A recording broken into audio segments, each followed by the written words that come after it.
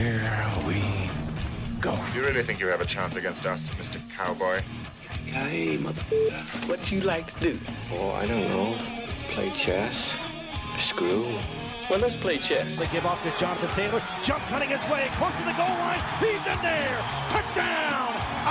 I-N-D-Y. Jonathan Taylor. Wheeler finds Claude from the logo. Here's Halliburton into the front court. Mishandled it, but gets a shot. Hits it. Hits it. John, I have never been better to be on the air with you here in Indianapolis, a place where so many of my dreams have come true. The Ride with JMV on 93.5 and 107.5. The Fan. Hey, busy Friday. I know that it kind of, actually, it really does stink I'm in studio. Nothing against James whatsoever. But out and about is much better. Next week, will we be back out? Not one time on the road this week, and that was unfortunate, but we do have a loaded one for you where we're going to be all over the map on this thing, too. You know, I didn't mention this to Jake. Obviously, college basketball. You got the women, IU. They were knocked out of the tournament by the 1-seed USC a little bit earlier today, and really what was a really good game. And then down the stretch, USC, with the best player in the conference and in the country, closed out IU. And their tournament run is complete. Meantime, you have the Boilermakers on the road at Illinois. Coming up later on tonight, we're going to see where the Boilermakers are against a team that 3 games ago was getting de-pantsed at Madison Square Garden by Duke. Duke's really good. But your drawers probably should have been able to, at the very least, stayed on if you're Illinois this time of year. They did not. But since then, a couple of 20-pointers in wins over Iowa and Michigan. Boilermakers, hopefully you're back on track. And as we talked to Rob Blackman, the voice of the Boilermakers yesterday, how about the deal breaker in terms of other teams? When Fletcher Loyer is scoring at that volume level, the best that Boilermaker team can be is what you saw against Rutgers on Tuesday night. Champaign-Urbana later on tonight. I tried to tell Rob Blackman, too. He's going by the Beef House last night, I believe. I said, you got to stop at Garcia's Pizza in a Pan, I believe, is still open over in Champaign. This was an absolute staple. I never really understood what the hell Las Vegas-style pizza was. I'm assuming that was like Las Vegas-style pizza was probably just a little bit above getting your pizza from Speedway. Las Vegas-style pizza is what they called it, but it was glorious in Bloomington, Garcia's Pizza in a Pan. One remaining as of last check, and that is in Champaign. Boilermakers and Illinois coming up later on tonight. That is the Fox game at 8 o'clock. You got IU and Ohio State. Can I go ahead and call this a must-win? You just don't want to jack around with it, do you, tomorrow, if you're IU? And I know everybody gets sick and tired of it from a Colts season when I'm always touting must-wins. It's funny, though, about 95% I'm accurate about the must-wins. And what are? Well, it's week 1. You have plenty of time. Yeah, how's that plenty of time stuff doing when you need a crucial win late in the season and you don't get it? No breathing room, no comfort zone, nothing? Yeah, must-wins can happen early in the season. Must-wins tomorrow to me. And I know we get down into the quad 1s and the quad 2s, but if you're IU, you already have a win against Ohio State. That was that overtime matchup back in January. Seal the deal in Bloomington tomorrow afternoon. I'm assuming that that would leave no doubt. Right now, I believe the bracketology has IU in those games in Dayton. I guess furthermore, position yourself the best as possible. If you are going to give all the glory to IU fans right now who are going to get a new head coach, the new head coach that they've so wanted, and then a taste of the NCAA tournament again. Yes, tournament arousal is real. So if you're really in position to give it to them, give it to them. Serve that thing up. It can't be on a silver platter. It's still going to be on styrofoam, but what the hell? Who's counting? You have the opportunity tomorrow to position yourself much better. Outside of just a complete, I don't even know what you would have to do in the Big Ten tournament to usher yourself out of the big tournament. But it would seem like that you would be solidified and maybe even positioning yourself better. You just don't want to lose to a quad 2 matchup at home. That's a quad 1 for Ohio State. They're probably chomping at the bit coming up tomorrow afternoon in Bloomington. We discussed that. Voice of the Hoosiers, Don Fisher, right here on this here show in the 5 o'clock hour. We hope Don's feeling much better, too. This may, I don't know about this, James. It kind of feels like an our table night for me and Don Fisher if we're not careful. He was a little sick earlier this week. Was he really? Yeah. Oh.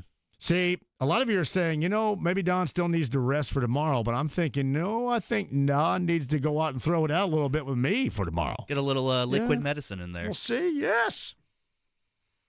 Dr. JMV can help you out. The voice of the Hoosiers in the 5 o'clock hour. Rayfeld Davis about both. The last time we checked in with the former Boilermaker from the Big Ten Network, he was touting Mike Woodson.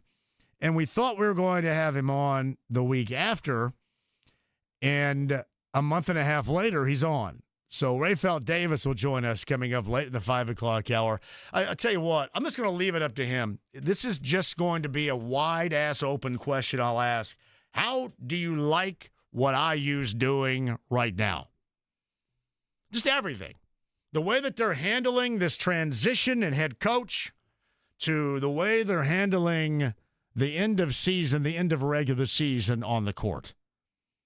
We'll just leave it wide open like that. Rayfeld Davis, former Boilermaker of the Big Ten Network, is going to be here in the 5 o'clock hour. We are on the fringe. We are in the general vicinity. You see players that are getting cut loose right now. Landry, Titans, gone. Allen, Commanders, gone. Guys searching for deals right now. DK Metcalf on the open market. There's going to be more to come. And then some of that is going to be dictated by the Colts. Here's what I would do with this. And I understand that the offensive line and helping out Richardson and all of that. But Gonzalez to me would be your right tackle. He's a third-round pick. How many games did he play last year playing? Put him in at right tackle. Yeah, nothing against Braden Smith, but this does come down to financials. There's no way in this hell's half acre you can pay him $18 million. None. So you can move on there. Somebody is probably at right guard going to bid higher for Will Fries. Find a different solution there. Here's the thing. There's another way you can look at this as, I don't want turning over a new leaf, adjusting your ways. Worry about those that, and I hate to say this is so awful because, listen, right tackle is, but you don't need to have millions upon millions of dollars wrapped up in the stinking guard position, okay? For goodness sake. So find a solution and move on. Easier said than done, I realize that. I'm saying that on the radio after 3 o'clock on a Friday afternoon. Easier said than done. But those are tough choices. And if somebody else is going to outbid you on Wolf Fries, then so stinking be it.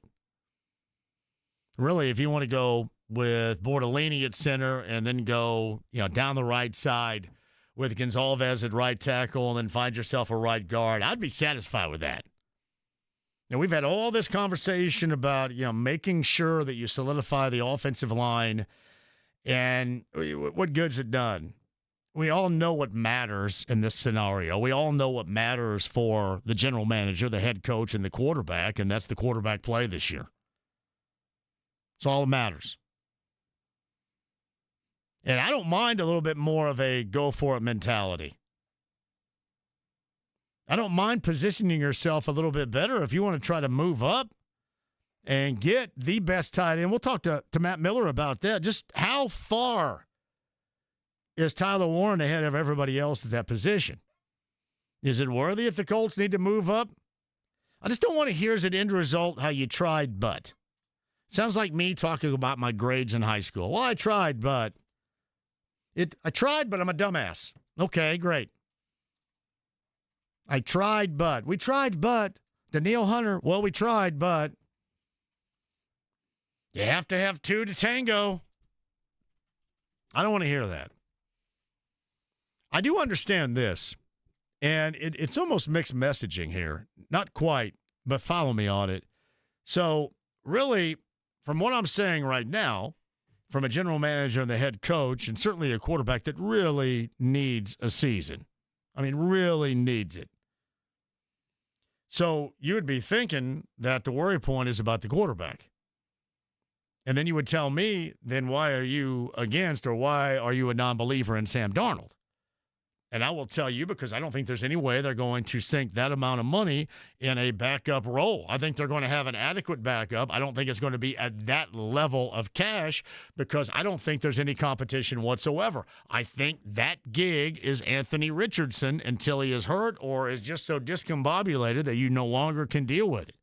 Kind of like last year. Now, you're going to say, well, wait a minute, that's faulty planning. That's where they are. That's what they agreed upon. When the owner decided to go ahead, and I'm so sick of using the term run it back, I'm not gonna. It makes me want to vomit anymore. It's like the Mount Rushmore of. It's like Mike Greenberg sitting right across from me. I don't want to hear it anymore, so I'm not going to use that term anymore. But if you truly are going to bring players back with something that hasn't worked here recently, you made that decision if you're Jim Irsay when you did just that. So I'm just telling you, to me, what's dictating the terms of this so-called competition. Again, there's no competition. They have settled on Richardson. Well, you got to have somebody to push him. Well, yeah, maybe somebody is going to push him, but do you think that somebody is going to start in week number 1? Hell to the no. That discussion is forthcoming. Gorman's going to join me on the Colts Radio Network. The last words at 6:30 tonight. Gorman's going to join me in the 6 o'clock hour. All right, what the hell else? Bob and Lovell, we've got semifinal night of the boys' high school sectional play this evening. I'm telling you, it is going to be active in the state of Indiana. Bob with the lowdown coming up at the bottom of this hour. Jeremiah Johnson of Pacers Television. I talked to Eddie Garrison, who runs the board for Pacer Radio, right before they went on, and I told him that they would end up keeping it tight and they would lose, and Halliburton was a big deal. And believe me, I'm not breaking new ground on original ideas right here by any stretch. But that, again, shows you the value, of Halliburton. But it also shows you the value of Halliburton when he plays at that elite level, max out contract guy. Because last night sucked. And I know that everybody out there, including myself, you kind of expected it. I think we have seen in these situations when you're playing the same team a couple of times back-to-back that the second time around, the second game, if you will, for the Pacers has been the higher percentage of opportunity to win. But what really sucks about last night is they had every opportunity to win. And everybody wants to whine about the paint points. Everybody wants to whine about what happened to the offense late. But I'll start right here. How in the world can you let George Niang score 12 points in the fourth quarter and be the difference maker? I mean, come on. Believe me, offense was a part of it.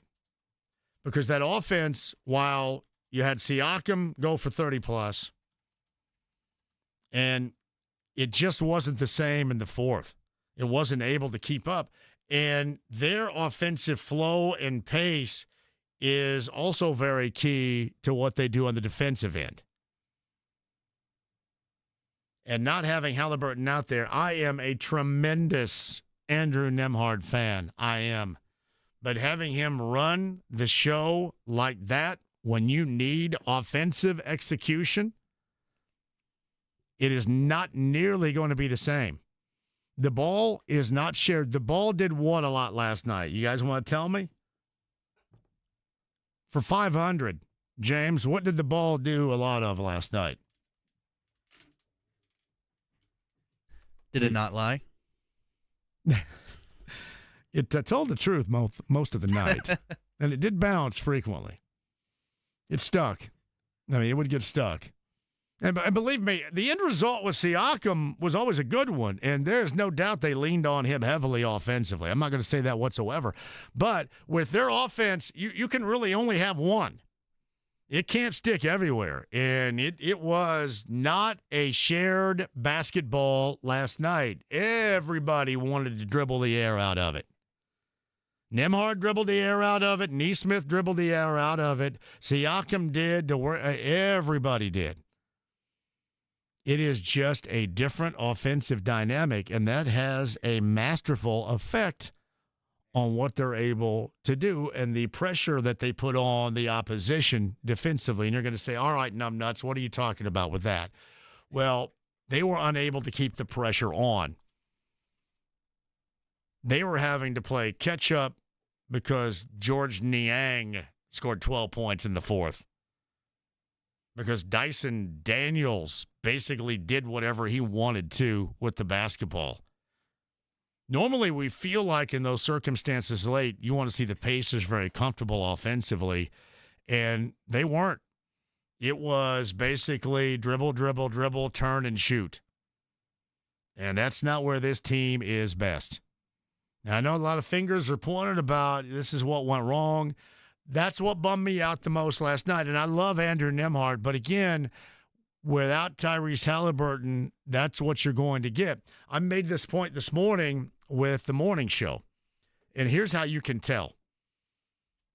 You can tell by watching two-man action at the top of the key, or if you want to say high ball screen related, you can say high ball screen related. Miles will go over and set a screen, and he'll either dive to the hoop or he'll pick and pop. Guys don't get dragged with Nembhard. And if they do get dragged, they don't get dragged far enough away for the ball quickly to be reversed for Miles to make a three-point decision or for Halliburton, for example, to finish. It's different. And I love Andrew Nembhard. But Halliburton is a guy that's going to make a much quicker judgment and decision to kick it or to take it at more of a direct line to the hole. Nembhard, with the way that he plays, and it is very functional, it is very productive, but it is different. It is more ball sticking. He's waiting for his opportunity to score, and with the high ball action, that's too much time to give a team, even with below adequate defense, to make up their mind what they should do in the circumstances. And you saw that last night, and you saw that a number of times. And really, that's all you have to see. It really starts right there with offense. I don't want to say dysfunction because that's too strong. They were not dysfunctional offensively, but they were not functional to the normalcy that we see them offensively, and that also helps them out on the defensive end. Last night, it didn't. Last night, they were unable to close, and it was Atlanta, and my God, I had to watch George Niang score 12 points in the fourth. What? How many of those shots, too, by the way, were just step into wide-ass open stuff? I'm telling you, when the Pacers at times are discombobulated offensively, I don't know if there's a team in the NBA that has more of a profound effect on the defensive end than them. It just seems that way. Now, last night was highly disappointing, and we will discuss that disappointment with JJ Jeremiah Johnson from Atlanta. Same two teams coming up tomorrow night right here on The Fan. We'll talk about that with JJ. That is coming up in the 4 o'clock hour. Jim Irsay sent out this social media post on X a little bit earlier today. I'm sure by now you're privy to it. 14 losing seasons as we enter season 42 in Indy. Not good enough. And this is like straight, this is Jim Irsay. Some of these, it's somebody else. This is straight the owner right here. Not good enough. 2 Super Bowl appearances, 1 win, not good enough. Colts will be back. Our fans deserve better. And he's right. You absolutely deserve better. I give you credit all the time for hanging in. Am I concerned about how you're going to hang in next year? Abso-stinking-lutely, I'm concerned about that. But you've hung in. Advertising friends of mine that have dug deep in their pockets for this, that believe in this product, they hang in. So credit where credit is due. But here's where, if you want to find any level of issue, you can. I think at this point in time, enough has been made about what is being said, and the most needs to be made about what is being done. Now, your hope on this, and I gather, your hope on this is that this is a bit of a tease for you that, hey, we're going at it. Because this is a guy that notices. He knows what you're saying. He reads what you're saying to him. He reads what you're saying about his team. So is this a flare of, I'm going to put this out there, and then you're going to go at it? Because the worst thing that can happen to me is you say something like this, and then you go out and you get Raekwon Davis and Joe Flacco. Hey, great. And then you have to settle on somebody in the draft that was of tremendous value where I don't give a stinking damn about your value anymore, and you shouldn't either. What you should worry about is the impact of the team, and the sooner the damn better. So while hopefully this has tones of setting somewhat of a pace for what they're about ready to do, beginning this weekend, going into next week. At worst, it's going to be another layer, another half-assed paragraph of lip service. And for that, I know you guys, much like everybody else around here, would be completely tired of hearing. We'll talk about that a little bit later on. I am loaded and good to go. Mary J. Blige tickets to give away as well. I know it does stink that I'm in studio, but next week we're going to be out and about and ready to rock. So be hyped for that. As Kid and Play might say, be hyped. Too hype. All right, quick break. We'll come back inside the AAA membership lounge via YouTube Live. Seriously, navigating potholes. When I mentioned Moon Patrol, the old school 80s video game the other day, it is so incredibly accurate. There is zero way you're going to be able to navigate. And don't navigate potholes to the point where you T-bone somebody else in the other lane, all right? So here's what you need. AAA. AAA.com. Log on right now. Become a member. And then if you, inevitably, as we're all going to smack into the Grand Canyon Part 2 down there on Morris and West Street, you'll know that somebody's going to have your back.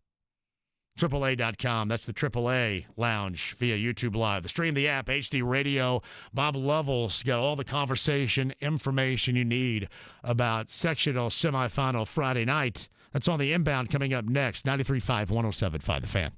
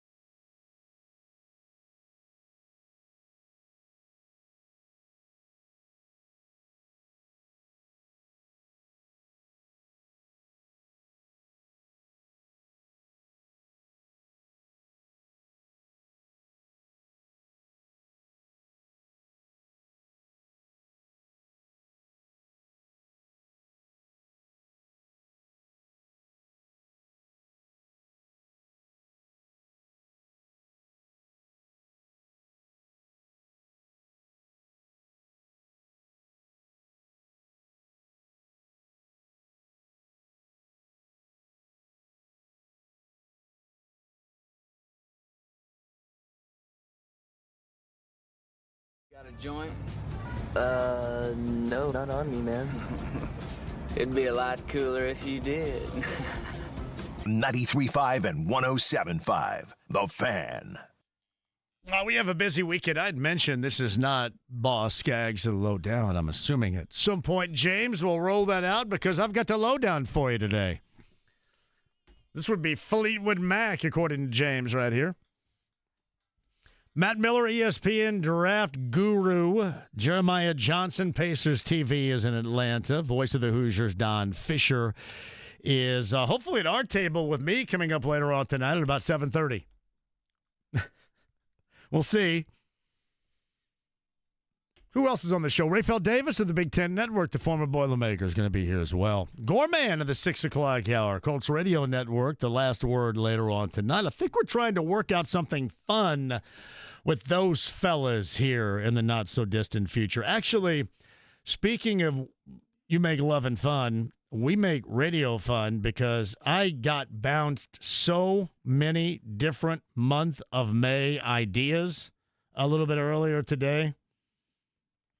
Seriously. Put your fire suit on and buckle up because it is going to be a heller coming up in the month of May. We're going to have some fun, I promise you that. Details, or as they say now today, they say deets, don't they? Deets! I got the deets for you a little bit later on. Speaking of the deets, sectional semifinal Friday night. Of all the nights on the high school calendar, this may be arguably the best. And to talk about it from Indiana Sports Talk, and he's brought to you by our 13 Central Indiana Joe Childers Run Express Pro Tire and Auto locations. Here, ladies and gentlemen, would be Bob Lovell. Hello, Bob. Hey, John, how are you? This is one hellaciously awesome night. It truly is. I think you made a good argument. It's might be the best, although it's still hard to beat state finals. But I think sectional semifinals, sectional finals this weekend. I love this one as much as anything else, to be honest. I don't even know where to begin. It is so packed full of glorious matchups coming up later. I guess really deep down inside, I guess I would know where to begin. You have to begin in Carmel, don't you, with HSE, Noblesville, Zionsville, Fishers? Don't you have to do that? I think that's, if those of us around this part of the state, yeah, absolutely. I think, and everybody looks at it and understands it. They know what they're getting. It's just one of those situations where they play each other all year long. They're all having success. Fisher's the story, and we've talked about it before. Think about it. You're talking about rarefied air here of winning a state championship last year, turning around, going undefeated to this point, and going into the sectional. So if they can continue to play where they're playing, they will have done what few teams have accomplished in our state. And so, that clearly there's drama just to begin with right there. And, Noblesville's playing really, really well. Hamilton Southeastern's playing better. Zionsville has been up and down, but they played great schedule. I think they're very capable. So there's some really capable and real good teams in this sectional. So why not start there? Why don't we go to LC, too? Tech, North Central, Warren Central, LN tonight on the northeast side, Bob. Same thing I said about Carmel. Say the same thing about this sectional. They know each other. They play each other throughout the season. They've all had great success. It's just another one of those particular sectionals where it's hard. It's hard to win. We talk about it all the time.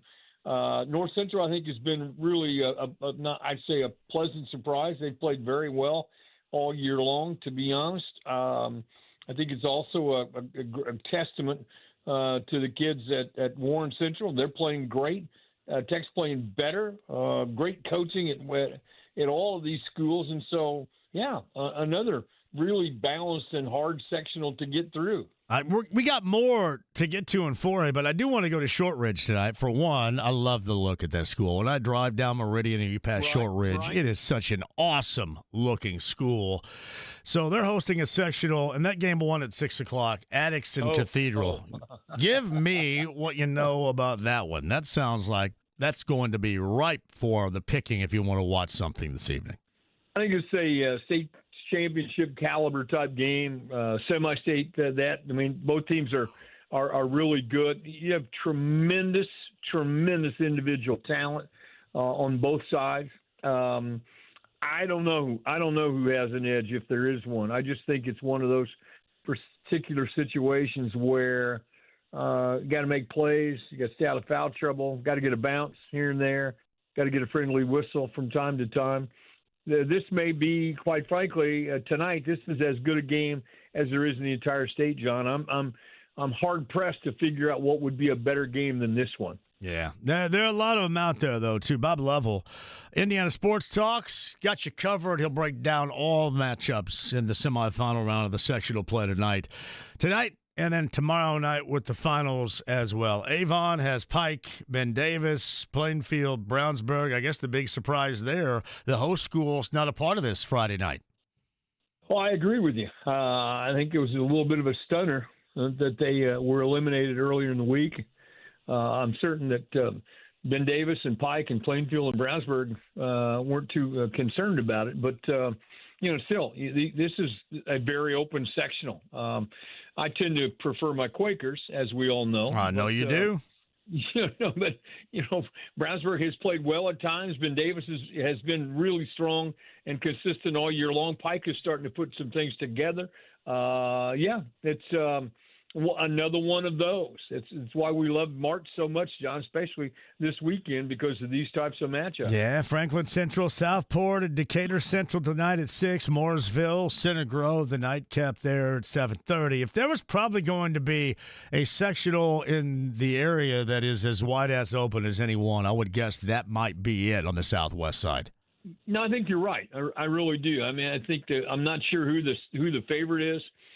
They've all had various degrees of success and have been capable. I just think that that's what makes this so much fun, the matchups that you have, because there's no real dominant team in that sectional, and it's pretty well, I think, evenly matched across the board. It's Bob Lovell of Indiana Sports Talk. Got you covered. Shelbyville tonight. Beech Grove, New Pal, Roncalli, and Greenwood. We're just going with some of the area squads as well. Let's break out a little bit further out of the area. What appeals to your eyeballs? Because believe me, you're a statewide program, and everybody's going to be listening later on tonight. What else appeals to you, and what will appeal as far as semifinal round of the sectional Friday night to that audience listening tonight? This time of year, we always tend to gravitate toward the Lagodi sectional or that one down there. Why don't you do that? Yes. Well, all year long, most of the teams. So you have North Davies playing Bar Reeve at 6, and then Orleans and Lagodi later on tonight. At various times, all of them have been ranked in the top 10. This is how the sectional goes. It's truly one of those situations where the Lagodi gym, I think, seats 2,500, 3,500, somewhere in that range. And the tickets are already sold out. And if you were trying to get in at the door, that's impossible. There are other places that does that too. And so, there's no dominant team this year. I mean, that's why it's so neat. If I had to pick one, I'd lean toward Orleans, who's played well, but I think it's that evenly matched, and it turns out year in and year out, that's one of the more fun sectionals around the state. And what's interesting about that's probably going to be the only school with a fan base that won't have a fan pull up in a buggy. The other three, North Davies, Bar Reeve, and Lagodi, will have those fans that are going to be pulling up to park with buggies. Orleans, more than likely, coming from Orange County, will not. Well, it's the home of the Buggy Bowl. So I love it. I love it. That's where they close dinkies. They close dinkies and everything on this Friday night. They're not going to be auctioning off goats or anything at Dinkies tonight. No, not at all. But it's that's why it's so much fun basketball-wise down in that part of the state.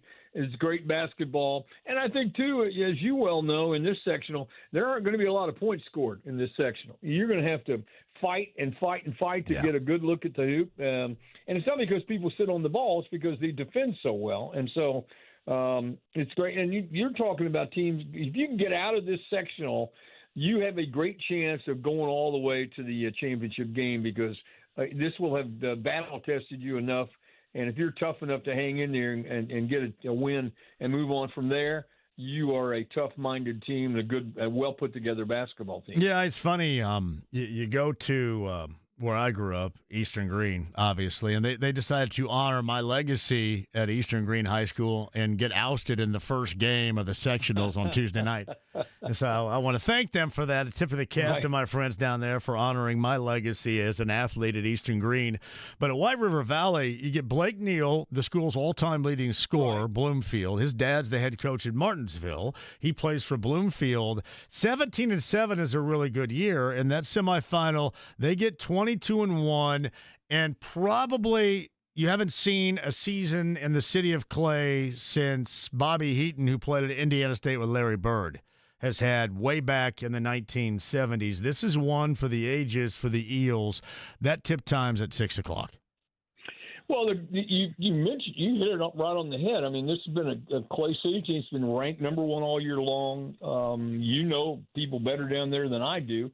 But that is because we're all related, Bob. It's because we're all related. You know that. I mean, no, I understand that, but I'm not supposed to say it.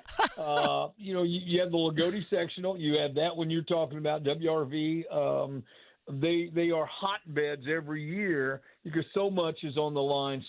So much importance is given to how people perform in the sectionals, and so that's what makes this time of year so much fun, John. Yeah, no doubt about that. So tomorrow night, you're going to have everybody else covered. What else are you going to be talking up tonight, Bob? We're going to squeeze in some college basketball because we have an interesting. You're at the time right now where my alma mater is playing in the NCAA Division III tournament. Franklin College playing Denison tonight. So, you have Purdue and IU. Obviously, Ball State's in the MAC tournament. Ohio State and IU tomorrow night. Didn't go well for most of our state schools. Well, the Sycamore is also honored by tradition of bowing out in the first game of a tournament by doing the same thing. So, yeah, it's really nice that the places in which I used to call home have all decided to honor my athletic heritage. Well, you could build the case that they honored you the way in which your career went. Exactly. The way in which your teams played. So they were just trying to maintain that standard that you established years ago. Hey, Bob, my senior season, I got ousted by Bloomfield, and I was 2 of 10 from three-point range. But you kept shooting. That's the key. That's the key. I may not have hit the first one until maybe 8. I think I finished the game hot. Well, you were one of those guys who shoot until you hit, and then it was shoot until you hit again. So man. Very excited. Perpetual green light. That's the beauty of it. My brother will be listening later on tonight and tomorrow night. You're always a pleasure, Bob. Have a great show. Thanks, John. Thank you. It's Bob Lovell, Indiana Sports Talk tonight. Always on Fridays, brought to you by your Express Pro Tire and Auto, 13 Central Indiana. And you talk about deep roots in the state of Indiana and a lover of sports. That is our good friend Joe Childers of Express Pro Tire and Auto. The 13 Central Indiana locations to serve you. He's on the Andy Moore Automotive Group hotline. Did you see this breaking news here from Fox 59? The intersection at – did you see that? Yeah. The intersection at Washington and Alabama Streets, that's near the city-county building, a couple of blocks away from where my rear end's sitting right now, is currently closed as a massive police and EMS presence arrive on scene. It is described, have you seen the description? Mm-hmm. An unsafe overdose. An unsafe overdose. I think you could just call it an overdose. All right, so are we talking about unsafe to the person that OD'd, or unsafe because the person that OD'd is how do we read that? Do we know? I would assume it's unsafe for the person who's overdosed, which is why they have all the medical personnel down there, but I don't know. You can go ask. They OD in the middle of the intersection? Or something? I thought I read something that there was more than one person, so I'd have to try and find where that was again, but I don't know if it was a mass overdose. I don't know. I wonder how Hammer and Nigel across the hall on 93 WIBC are referencing unsafe overdose. I can go ask him. I'll tell you what, Jeremiah Wheatley, who is a big-time listener to this show, these stations, in fact, and then the JMV Takeover every Saturday night, he is one of the most incredible fireman in the state of Indiana. He's had all these honors, all these awards, and we're all friends, very proud of him. But he could probably tell us what unsafe overdose means. I'm just kind of curious more than anything else. So I would assume with that heavy police and EMT presence that you steer clear of that intersection downtown, James. Yeah, I would assume so. I'm seeing something here that describes it as a mass casualty event, so I would assume it's some sort of maybe large group overdose or something along those lines. All right.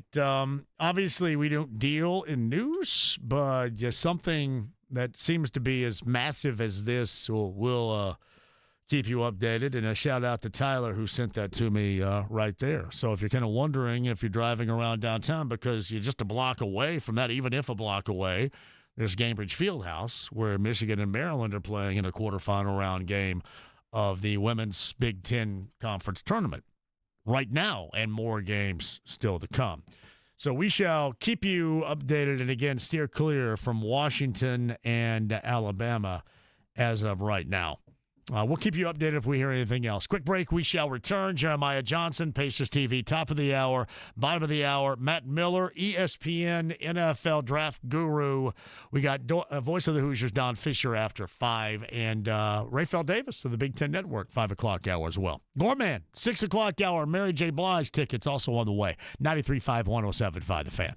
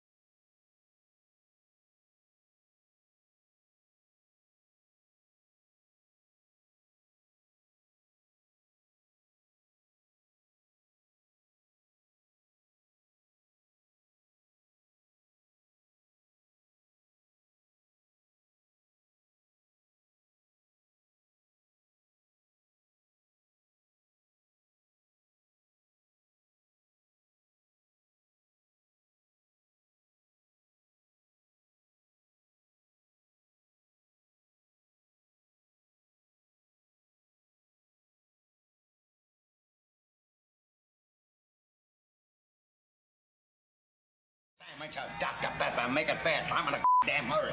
93.5 and 107.5. The Fan. Oh, the lowdown on this show today, everybody. Across the board, we have you covered. I feel good. Once upon a time, I saw Boss Skaggs in concert. Actually, at the awesome Brown County Music Center a couple of years ago. I was thinking, coming up tomorrow night, I was thinking about maybe, keep this up just for a second, I was thinking about maybe an hour of Yacht Rock request because we're going to transition into warmer temps. What do you guys think? A little Yacht Rock hour coming up tomorrow night. Boss Skaggs very well could be a part of it. Thank you, James, for that. Josh writes in, do you ever look at John Harrell's high school basketball website? That is the best source for high school basketball. He doesn't get much recognition for what he does provide. I look at it endlessly. It is a tremendous resource, Josh. Absolutely. John Harrell is the dude. Thank you, Josh, for that. Derek White sends me this. I think Irsay's tweet or X message sounds like he's all chips in moment-wise. You can't, the lip service, my goodness, you got to read the room and stop it. And I know you think you get over with the whole competition thing. Listen, I'm here to make sure I read between the lines. There's no competition. That's hopefully to make you feel better about going into year number 3 of a quarterback that struggles, unfortunately, as a quarterback most certainly cannot, in throwing the football. And you have to have an adequate backup because the guy can't stay healthy. That's the reason behind the competition. That's it. It calms you down. You go, oh, yeah, well, yeah, competition. Zero way they're going to implement somebody in for Richardson without injury in week number 1 of the 2025 season. Can you imagine? Then why are we going through all this crap right now? All right, quick break. We'll come back. Jeremiah Johnson's down in Atlanta. I was massively disappointed last night in the stretch run. We shall explain, and we'll go a little bit deeper into Tyrese Halliburton.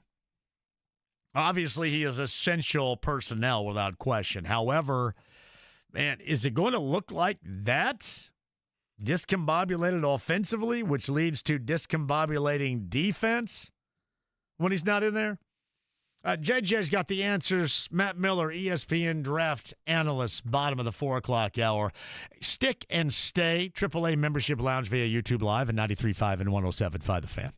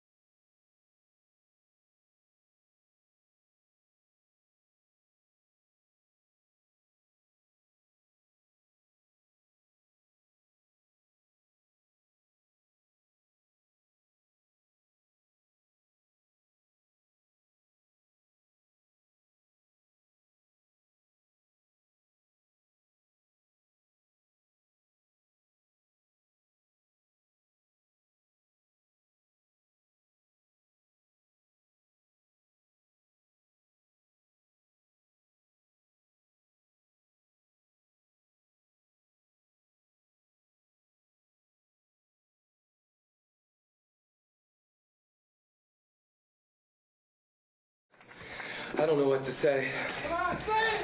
I guess the only thing I can say is I'll promise to keep rocking and rolling, making better films. 93.5 and 107.5. The Fan. Got to tell about three bad brothers you know so well. There's a reason why I'm doing this. James, you like this? MCA and me. Not really up my alley. Really? But, yeah. How in the hell do you not like this? I'm more into, you know what I like? I like Lamb of God and heavy this stuff. Is so awesome, though. It's okay. Hold a second. Can we trust an individual that states the Beastie Boys and Paul Revere is just okay? It's not really my thing. Not really my style. Just okay? It's just okay. Beastie Boys' License to Ill, first rap album to reach number 1 on the Billboard album chart. That was in the top spot for, I think, 7 weeks on this date in 1987. This is an album that even the dorks had. Like, even if you were a dork, you go, I got to get that album. Yeah, I'm a dork. Well, you got to get it anyway. Dorky or not, you can get that and the Donny Osmond album, but whatever. But I'm no, even the dorks had it. Everybody did, James. Sabotage is a decent song. That's Ill Communications. I know, it's a different album, but it's Beastie Boys. I guess you're right about that. Is that your favorite Beastie Boys song of all time? I mean, that's probably one of the few that I actually know. Oh, what do I like? I love Shake Your Rump. I can't lie. Oh, that's good. Might have to play that back in a little bit later on. I'll have to pull it up. Yeah. Hey, lady. Hey, ladies is a good one. What else? Yeah, Paul Revere, obviously. No Sleep Till Brooklyn. I just never really listened to them all that much. Yep. Yeah. So, I love Paul's Boutique. Not a lot of people dig that. I like that album. Yeah, this did in 87. Big damn deal right there. I don't know if we trust James because of how he described inaccurately the Beastie Boys right there on the Andy Moore Automotive Group hotline. Unfortunately, it's how I described the Pacers looking last night down in Atlanta. Once I learned that there was going to be no Tyrese Halliburton, it was a very knockaround, especially down the stretch in the fourth quarter offensively.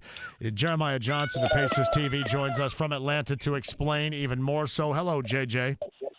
I don't get to play what's your favorite Beastie Boys song? You do? What is it? Intergalactic. That makes sense. That one okay? Yeah. A little bit more of a youthful for Jeremiah Johnson with that.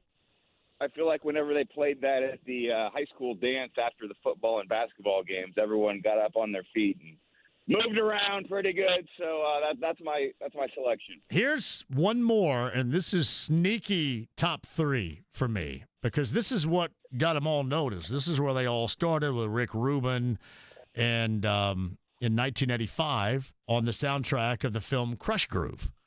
The song was She's On It. Listen to that one of these days. She's On It. Beastie Boys. Crush Groove. 1985. I have time later tonight, so I will I'll search that one up. And you can also catch it on what? The JMV Takeover. Saturday night, 6 until midnight, even though you'll be working. All right, back to the regularly scheduled topic. All right, couple of things here. We all know that Tyrese Halliburton is playing at the highest level of the season, and he is always essential personnel. I maintain this. I maintain, especially down the stretch, but offense in general, I think that has a direct correlation more times than not with how well the defense is playing. And you had a lot of iso ball. You had a lot of dribbling. You had a lot of scoring. Don't get me wrong. The offensive production, JJ, was still there. But you did not have the sharing of the basketball that you normally see. And that, along with letting George Niang score 12 in the fourth quarter, helped more so than anything else lead to their undoing last night. John, as I was watching, I just felt like the margin for error without Tyrese Halliburton was so slim. And when they weren't really locked in, I'll say on both ends, but I understand your point of saying the offense leads to good defense. Many times when I've been asking players and coaches recently about good defensive or good offensive stretches, they say, well, that starts with defense. So the two do go hand in hand, whichever you say is the one that leads to the other. But there were just these stretches of the game where they just kind of were a little, to use one of your words, discombobulated. To their credit, they quickly regained control on so many different occasions. So the question would be, did they have enough left in the tank in the fourth quarter?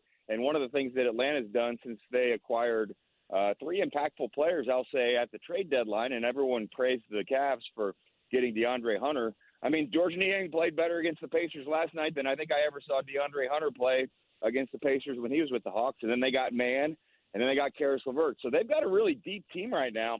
They'd be scary if they had Jalen Johnson.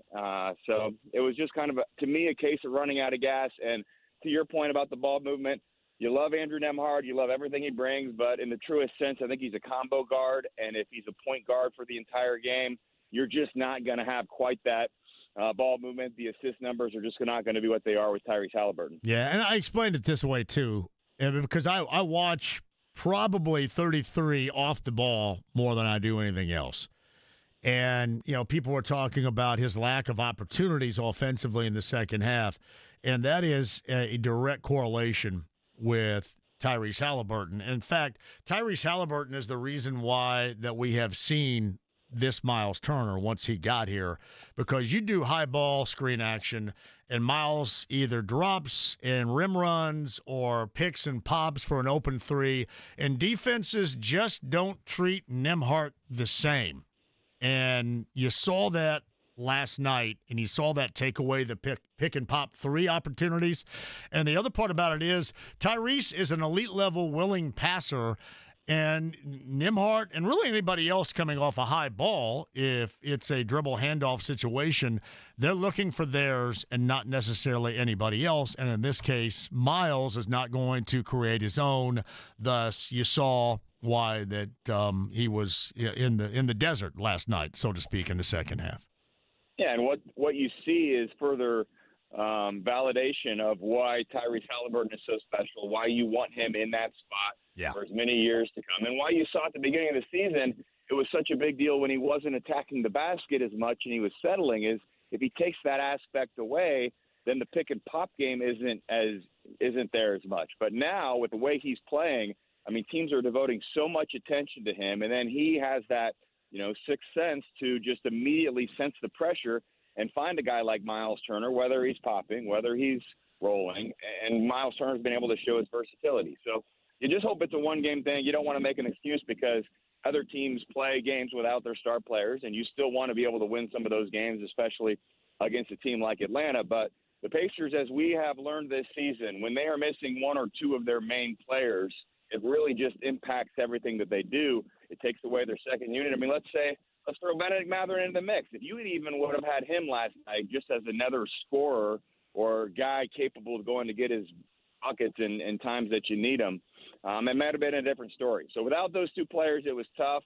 It's tough to win two games in a row against the same team in these little two-game series. So while you would have liked to have won that game, you now place added importance on Saturday night showdown. Yeah, you do too. Now, the second of these situations, like we're seeing with the matchup with the Hawks, has the second game always been the more better fortune in this case for the Pacers situation in a matchup?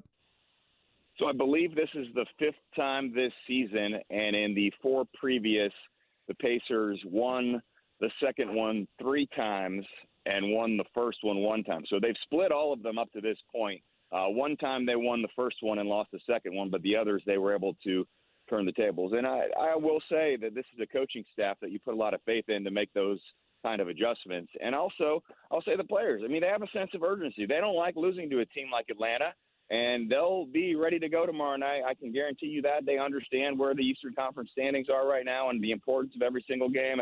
Again, the injury report we won't really know until probably this time tomorrow, so that'll be a big part of the whole lead up to tomorrow's game. But this season, at least up to this point, it's been lose the first, win the second more often than not. How many back-to-backs do they have remaining in the regular season, JJ? Well, February or January, I think there were none. So that was another reason why January was such a good month. I don't have the exact number. I believe, though, there are still four remaining, including and the next week 2 of them. I mean, next week's going to be tough when you consider you've got Monday, Tuesday, Bulls and Bucks, and then at the end of the week, Friday, Saturday, Sixers, Bucks. So you got the Bucks twice in 1 week, both on the second half of the back-to-back. So early in January, when you didn't have those back-to-backs, now you're going to pay the price a little bit at the end of March. And I believe after next week, there are still 2 more remaining. So not a 100%, but I believe still 4 more sets of back-to-backs remaining. What's your feel on how they're going to handle Tyrese Halliburton in those remaining back-to-back situations? It's a good question, and maybe yesterday was a little bit of an indication that they are aware of the importance of having him at 100% in the middle of April when you are in a playoff series, and they don't want to risk anything. And we've seen some guys around the league that go down when they play too many minutes. And so the Pacers have never really been one of those teams that have, taken the rest situation and opportunity. I would say if a guy is absolutely 100%, they would maintain that philosophy.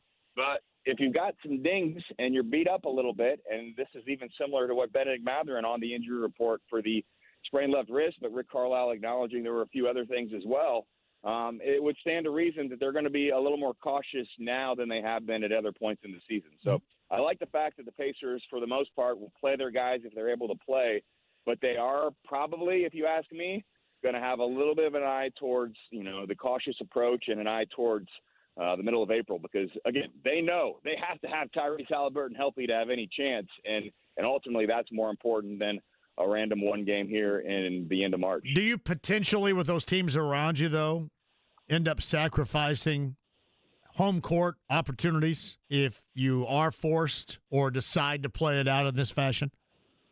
Yeah, it's definitely something you have to keep in mind, and so that's why I do tend to think as long as there's something there at stake, which to me, being 4 is a lot better than 5, and even being 5 is a lot better than 6, it'll take a real significant concern or a real reason to set someone. But, they've got a whole staff of coaches and analytics and great medical staff as well. So they'll have to weigh all of those things. I'll be interested to see how it all plays out. But I do think they're going to do everything they can to try to get that 4 seed. And, again, to do that, you can't let too many more opportunities like what happened last night slip away. When you've got a chance to win a game, you've got to go get it. You do. There's no doubt. And Niang was the guy that was doing it to you. What drove me nuts about that, too, how many chances did he have, or makes in this case, did he have where there was very little approach into putting up a hand or getting out to him? He shot so much step into old school kind of easy layup jump shooting type of dude stuff last night. And I just thought, I hate the fact you're getting beat in this fashion. Yeah, other than the fact that he may be one of the best guys in the league and the ones that I talk to, and you don't want to see him beat your team. But to your point, I don't know if there's so much concern about Trae Young, and when you're playing Trae Young, he's. But hell, he was out of the game during a lot of that time in the fourth too, JJ. That's a good point. No arguments here. And Dyson Daniels, that's a guy too that was getting to the basket, and you think of him as primarily a defender, not an offensive option. And again. Tyrese Halliburton, sometimes if there is any criticism for him, it's on the defensive. You can't blame him for last night. So I'm not sure necessarily what was happening with some of those. I do know one of the timeouts, it felt like there was a little bit of miscommunication because they were switching up some defenses. So perhaps that was going on just a little bit. Maybe there was either fatigue or you relaxed a little because Trae Young was not in the game. I can guarantee you they won't let George Niang beat them again tomorrow night. That's Jeremiah Johnson of Pacers TV. 7:30 tip time tomorrow night, 7 o'clock for their pregame show down in Atlanta. Siakam was absolutely spectacular. And I love, this, Andrew Nembhard. And Jarris Walker was here and there. I don't think there's any question about that. I thought the offensive flow was disrupted too. There was just a lot of the ball sticking last night. And I know there's a big difference in having Halliburton out there and not, but I thought you could really tell that last night, most of the night. Yeah, I agree with you. I mean, there were just some times, again, I've used this phrase, you know it when you see it, and when it's Pacers basketball and it's humming and they're getting a steal or a rebound and they're running, or perhaps they're running after a made basket and it's popping around the perimeter, that's what it takes for this team to be successful. And it's off. You can kind of feel it. Now, it was a weird game because it felt like I saw it in 3 or 4 minute increments, but then it would just completely go away and the Hawks would make their run. I mean, I don't know how many 7 to 9 point runs from both teams were made in that game, and I still felt pretty good because this season, when the Pacers have led early, they've most often won, and I believe it was just the 5th time all season last night that they lost a game where they led going to the 4th quarter. And one of the things that it helps is you have Tyrese Halliburton a lot of times as your closer in the 4th quarter, and you just didn't have that. Now, I did feel like there was a lot more mixing of rotations and changing some of the substitution patterns with that in mind to try to have, let's say, Siakam on the court as much as he could. And then what it made was even more glaring. You got to give him a little bit of break here and there, but then the times he wasn't on the court, it was problematic indeed. So, again, it's another one of those games where you're thankful you have Tyrese Halliburton and you hope the current ailments that he has are minor and you get him back as soon as possible. So what's the word on Matherin for tomorrow night? Anything? Yeah, I mean, to me, when he went from doubtful to questionable and then, did some work pregame, and I've seen him do some things with, the guys that are the third team, if you will, the two-way guys, and James Johnson, a lot of that's for conditioning. Even as we were doing the pregame show yesterday, he was doing wind sprints off to the side with some of the staff members as well. So those are all positive signs. I would say that he's close, but I'm not ready at this point to make any kind of declaration that tomorrow is the day. But by the time we talk again next week, I would think you would be seeing Benedict Matherin. Yeah. Well, they miss him as well. They really miss everybody because they are such a cohesive unit, both in what they do starting wise and off the bench. But obviously, some are going to be, in most circumstances, more essential than others. And man, that was such a bummer when I heard that Halliburton wasn't going to be participating, JJ, especially the way he's been playing after the All-Star break. It seemed like he took one hell of a power nap during that time and came back, and that's what we expect to see. Yeah, and maybe that's just also factored in a little bit to, Benedict Matherin and to Halliburton. Again, I'm not going to sit here and say that they're being overly cautious, but they know that these guys perform at their best when they're fresh, and Tyrese Halliburton has shown that. And so with those back-to-backs you mentioned, with a pretty grueling schedule coming up, and with a guy like Andrew Nembhard that you do have a lot of trust in. I mean, think about that position. Even though we saw how much they missed Tyrese Halliburton last night, you've got Andrew Nembhard, which a lot of teams I think would probably like to have as their starting point guard, and you've got a really good backup in T.J. McConnell. So you would like to think if there are games that Halliburton is out, they should be able to, kind of keep the ship afloat. And record-wise, they've been able to do that over the years. That's why no matter what happens on Saturday night, I feel good about the bounce-back ability of this team. McConnell shoot, I guess. I was looking at his stats just now. I guess he is still shooting the ball pretty well. It just seems like moments that it has, to me, more this season than not, he goes through patches where there's a bit more of a struggle. But, I look at the numbers right here, and they still look the same, basically. Yeah, some of it's just, to me, whether he hesitates at all when he's open. Right. There are going to be some teams, and I'll think specifically about Boston, that are going to sag way off. And sometimes that gets in your head a little bit. I mean, I think sometimes you'd rather a guy being within a couple feet of you or challenging you than being back in the paint and leaving you all that space. It's like the old shooting the technical free throw with nobody on the lane. It just kind of feels weird. And so if teams really sag off of him when he's really feeling good, there's no hesitation. Now, sometimes he's at his best when he does get set and really lines it up. The numbers, as you say, not that much different, but maybe not right now with the entire amount of confidence with that shot as I've seen. And again, I think he's still at his best when he goes to the basket. And he's probably a guy more than any other when we mentioned some of this rest and fatigue argument. There's a reason why he's so good in the per 36 category, because you keep him in a manageable number of minutes and that allows him to play the way he plays full go. But you start to get up to 24 or 25, he's a man, he's not a machine. And even though you think he can just keep on going, fatigue does set in a little bit. So there is a sweet spot for TJ, I believe, in terms of, playing. And, he had a couple of games off with an ankle injury. So I don't expect season-wise, All-Star break and then that last week, he should be physically in a good spot right now. Some of it's just maybe what's asked of him in the middle of the game. JJ, we love having the Big Ten Conference tournament here. Going on right now with the women and the men next week. Do the Pacers like it so much? I'm just curious because they're the hell out of Dodge, basically, other than Milwaukee next Tuesday, the entirety of the time. That is a especially lengthy part of the schedule they've already gone through that has been difficult that they navigated. Well, I guess you could look at it however you want. Larry Bird would say he doesn't really care, but because you're gone so much in March, it seems like almost every single season that I can recall, the first week or two of April are a lot of home games. And if you're playing where you really need to get those wins, maybe it all evens out at that point. Who knows at which point in the schedule, which are the important games and when do you need the boost from the home crowd. But if you're going to have the middle of March be a time where you're away, there's going to be some other times in the schedule where you're home. So I'm not sure that anybody really cares. I would say probably everyone's sort of used to it. Like I can a lot of my March Madness memories over the last 10 years are watching tournament games in another city, or conference tournament games, as you mentioned, with so many Big Ten games there at Gainbridge Fieldhouse. So I don't think it's too big of a deal when you're going through it. It's getting ready to come. You maybe mentally prepare yourself for a lot of road trips and a lot of road games. But again,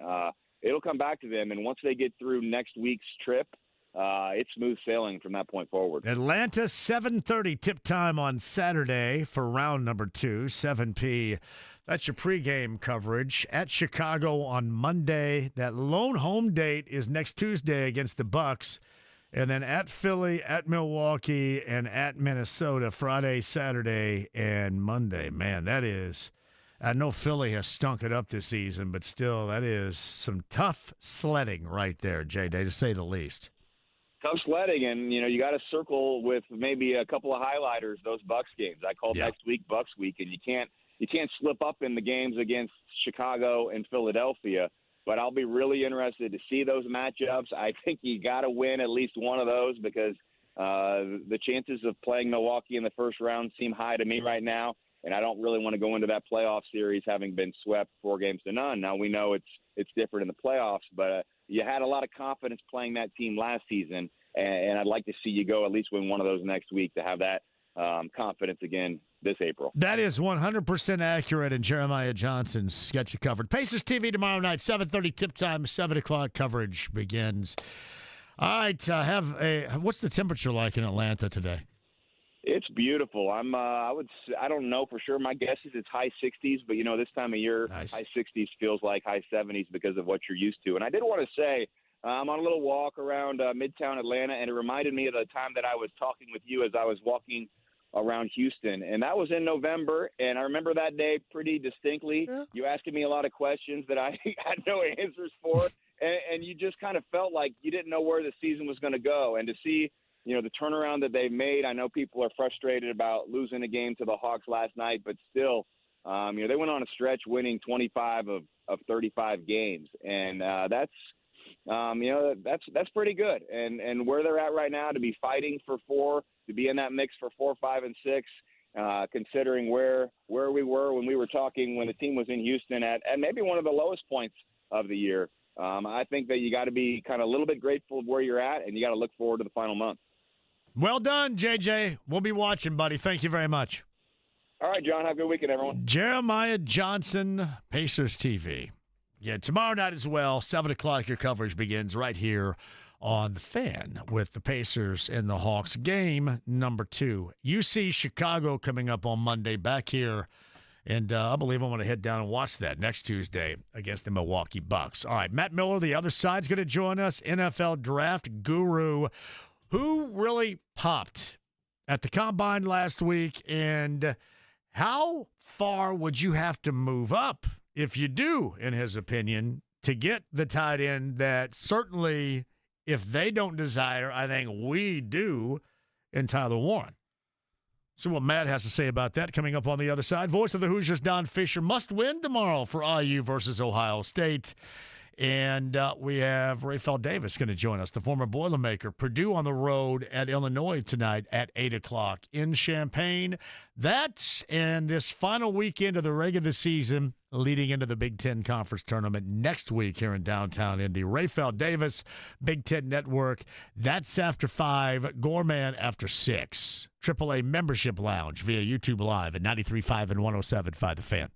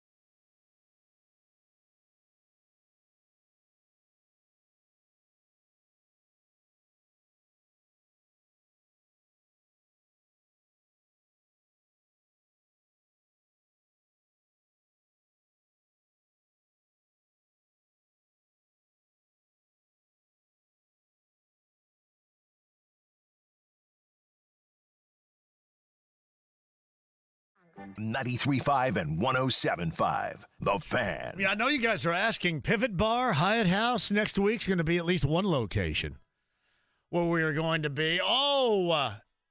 James in with the Yacht Rock Classic. I'm going to play this tomorrow night, JMV Takeover. You like this, do you, or did you just pick that out of the hat over there? I kind of picked it randomly, but I do like it. Great. Looking Glass and Brandy from James right there. A Yacht Rock Classic. Don Fisher, voice of the Hoosiers, must win for IU. Regular season finale in Bloomington tomorrow afternoon against Ohio State. Boilermakers in Illinois tonight in Champaign. Rafael Davis, the former Boilermaker from the Big Ten Network, he joins us in the 5 o'clock hour. Gorman from the Colts Radio Network, and the last word is later on this evening. He joins us in the 6 o'clock hour. JMV Takeover tomorrow night, B105.7. All requests Saturday night from 6 until midnight, and that's, I'm assuming, part of what you're going to hear in 6 hours of nothing but requests, where this is the only place in America that you get that real radio, just like we are today. And joining us on the Andy Moore Automotive Group hotline at NFL Draft Scout. Been here before. We'll discuss last week's combine, those that had eye poppers, those that did not, and what the Colts might end up doing as well. That and more with Matt Miller, who joins us now. Hey, Matt, good afternoon to you. How are you? Hello, Matt. Are you there?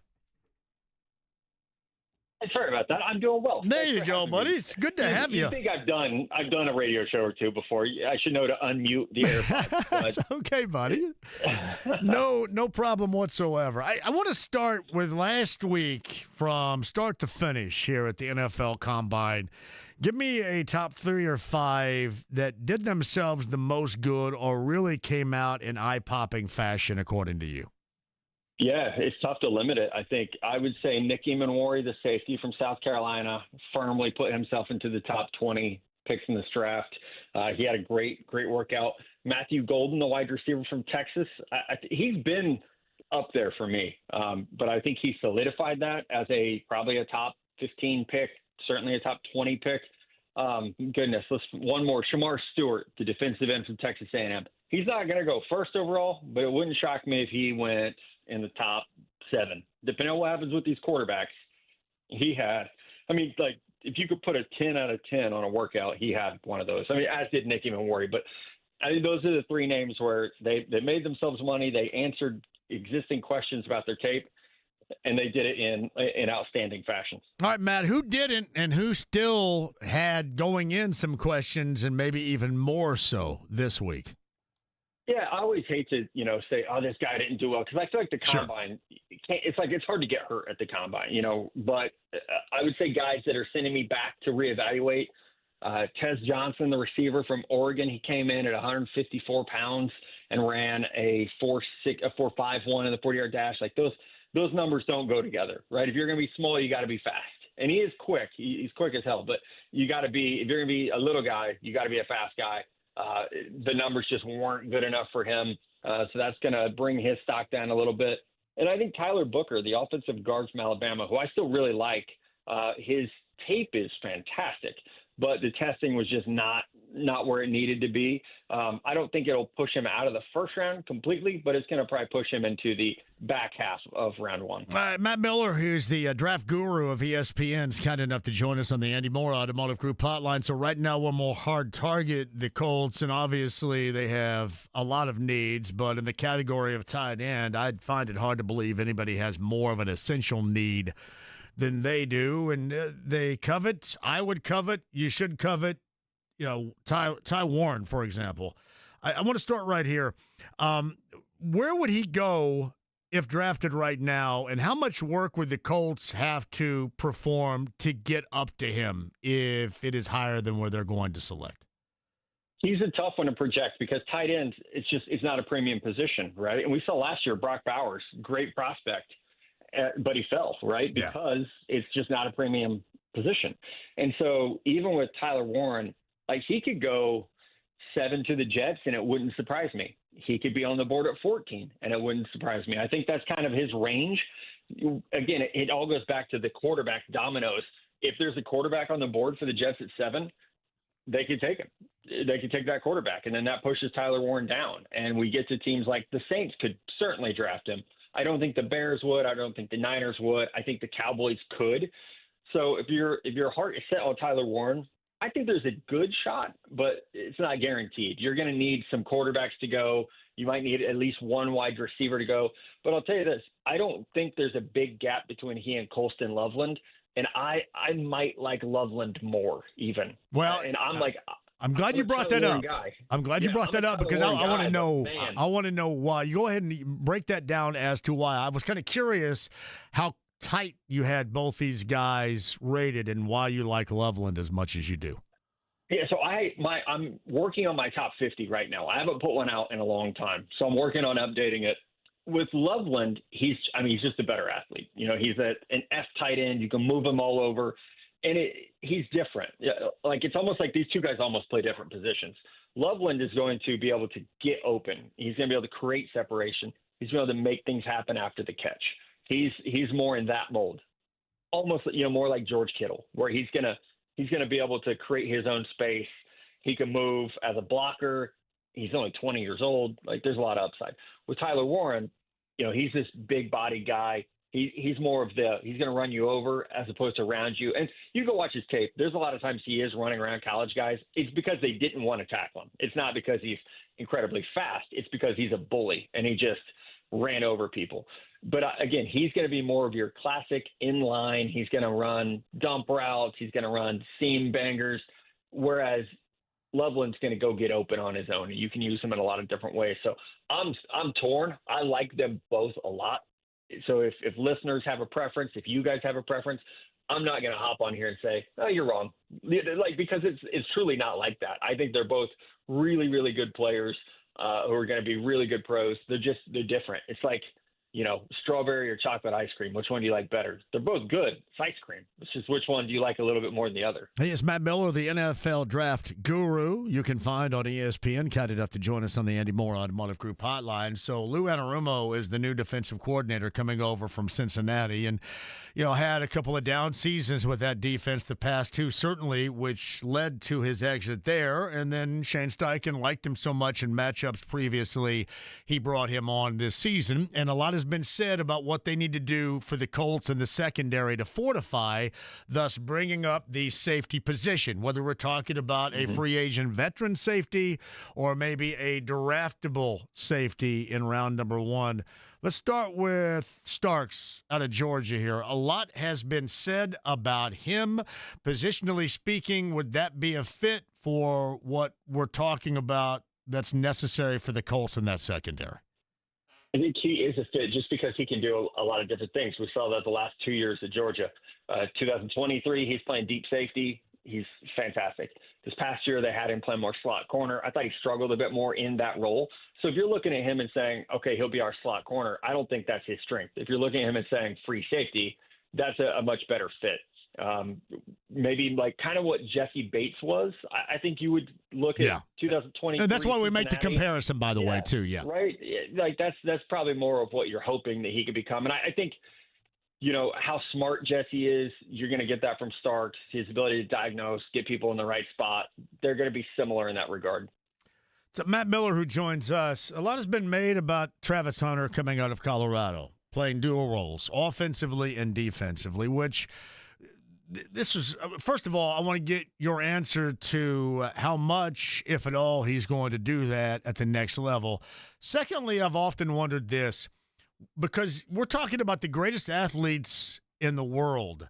Why have we not seen more of that opportunity? And just how different might Hunter be if he gives this a shot and it actually is a productive venture for him? Let's start there. Yeah.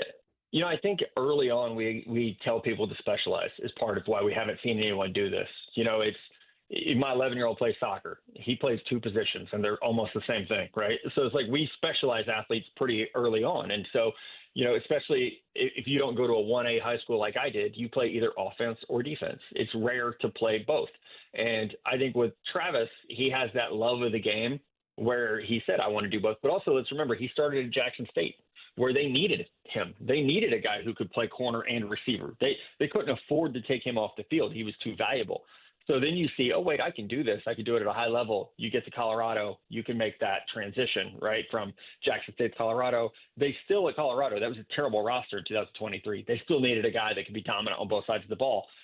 I think that's why he's unique, because he was on teams that needed him to be Superman, and it gave him that opportunity to do what we saw him do over the last 2 seasons. Can he do it in the NFL?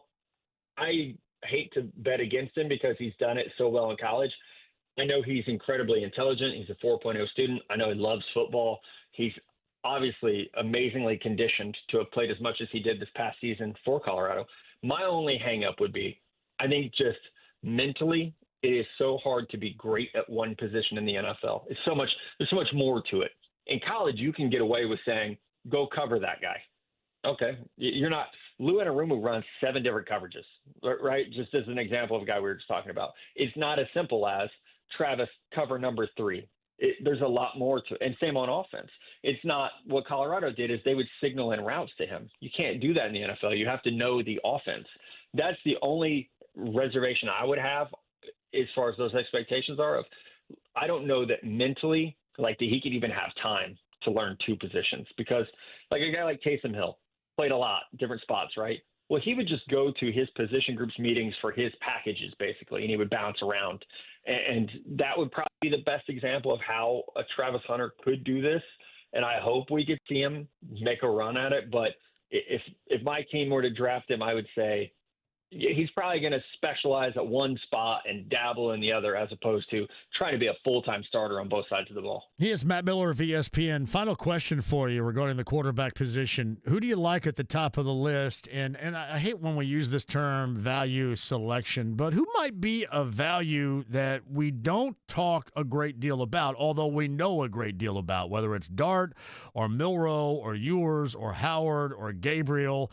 And then the draftability, the possibility for Curtis Rourke out of IU. So I know about 3 questions in one right there, but what do you think? That's all right. I think Curtis has a good shot to be drafted 6th, 7th round. That would be my expectation right now. With value, I think you could get really good value in Jalen Milroe. Has so much talent. If he could get somewhere to sit for a year, that would be my answer. Like if I could know where he was going to go and they were going to work on his mechanics and they were going to fix it. There's so much talent there, but I worry he's going to get drafted somewhere. They're going to try to make him play too early. So I'll go with Kyle McCord as really good value. He reminds me a lot of Derek Carr, which I know might not get people excited, but if you can get that in the 3rd or 4th round, you get a starting quarterback. That's pretty dang good value. It is. Matt Miller right there at NFL Draft Scout, ESPN NFL Draft Analyst and insider on the Andy Moore Automotive Group hotline. One quickly, I got to ask before I let you go. Leatu Latu was the first-round selection by the Colts a year ago. Your thoughts about drafting him then and what the Colts got in his rookie season and your expectation for the future? I'm curious. Yeah, I thought rookie year was really good. He was my number 2 defensive player, so the value was right. And I think also Dallas Turner I had rated slightly ahead, like 1 spot ahead. Dallas Turner needed more work. And so when they drafted Latu, it was like, okay, they need a guy who can play right now. Turner needed to, and we saw that with Minnesota. He needs to work on his game. He needed to add lower body power. So I think, especially with the new defense coming over, I'd be watching a lot of Trey Hendrickson if I was Latu, because that's going to be the role that he's going to be expected to play this year. All right, there you go. It's Matt Miller right there again at NFL Draft Scout. Appreciate you. We'll try to catch up before the draft itself comes along here, but have a great weekend, Matt. Thank you. Appreciate you guys. Thanks. Matt Miller on the Andy Moore Automotive Group hotline. Get you all up with the Colts, and this is very early, but still good informationally right there. On the Andy Moore Automotive Group hotline, Don Fisher, voice of the Hoosiers, top of the hour. Rafael Davis of the Big Ten Network, bottom of the 5. So locked in with a ton of college hoop in the 5 o'clock hour. Don't go anywhere. The Irsay X message to Colts fans a little bit earlier. Colts free agency coming up, and more Pacer conversation, and Mary J. Blige tickets we'll give away for Gainbridge Fieldhouse in the month of April. That and more on the show. Don't go anywhere. The AAA Membership Lounge via YouTube Live at 93.5 and 107.5 The Fan.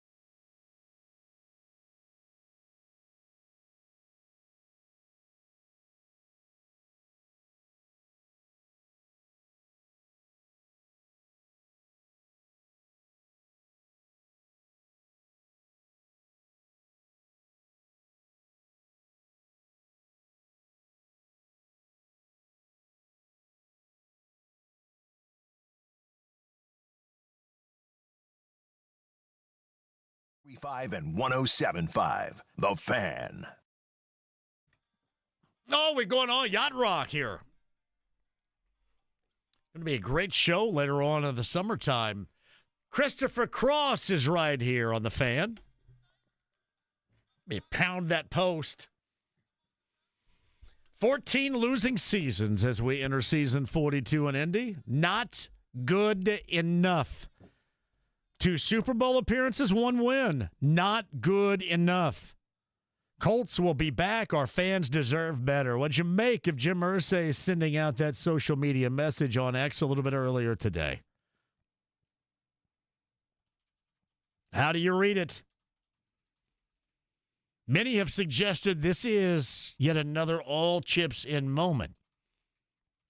My thought is this. My thought is, if it is and really it's the first time we've heard at least football-related stuff from him in a while. They have league meetings. The owners' meetings are on the way here, I think, in the next couple of weeks. So I'm assuming, I know that Stephen Holder has told us that the hope is that you hear from him at the meetings. Do you view this as just kind of more lip service stuff? Or is this, hey, be prepared because this free agency period is going to be a little bit different? Is that why you would feel confident in sending that out right now? Just out of curiosity. You know, most of the time when you're quiet, it's after a loss. When it's after a win, you say something. When it's after a loss, not so much. But is there confidence in what the Colts are about to try to initiate in free agency that will make you happy? Again, it all has to translate to the field, but what they're about to do execution-wise in free agency that he believes will make you happy as to why he felt compelled today to send that, or is it just more lip service? And I know, certainly to a degree, it's going to be nothing but lip service until you see the change on the field. That's understandable. But is there something coming up just with the confidence in which he felt compelled to send that today? Just curious your thoughts. We'll do that. The Gorman after 5 is going to be here too. Rafael Davis and Don Fisher coming up in the 5 o'clock hour. We're heavy on college hoop because we got some important ones tonight in Champaign for the Boilers, tomorrow in Bloomington for the Hoosiers. Voice of the Hoosiers, Don Fisher. Hopefully he's feeling a lot better. He joins us coming up next. 93.5 and 107.5 The Fan.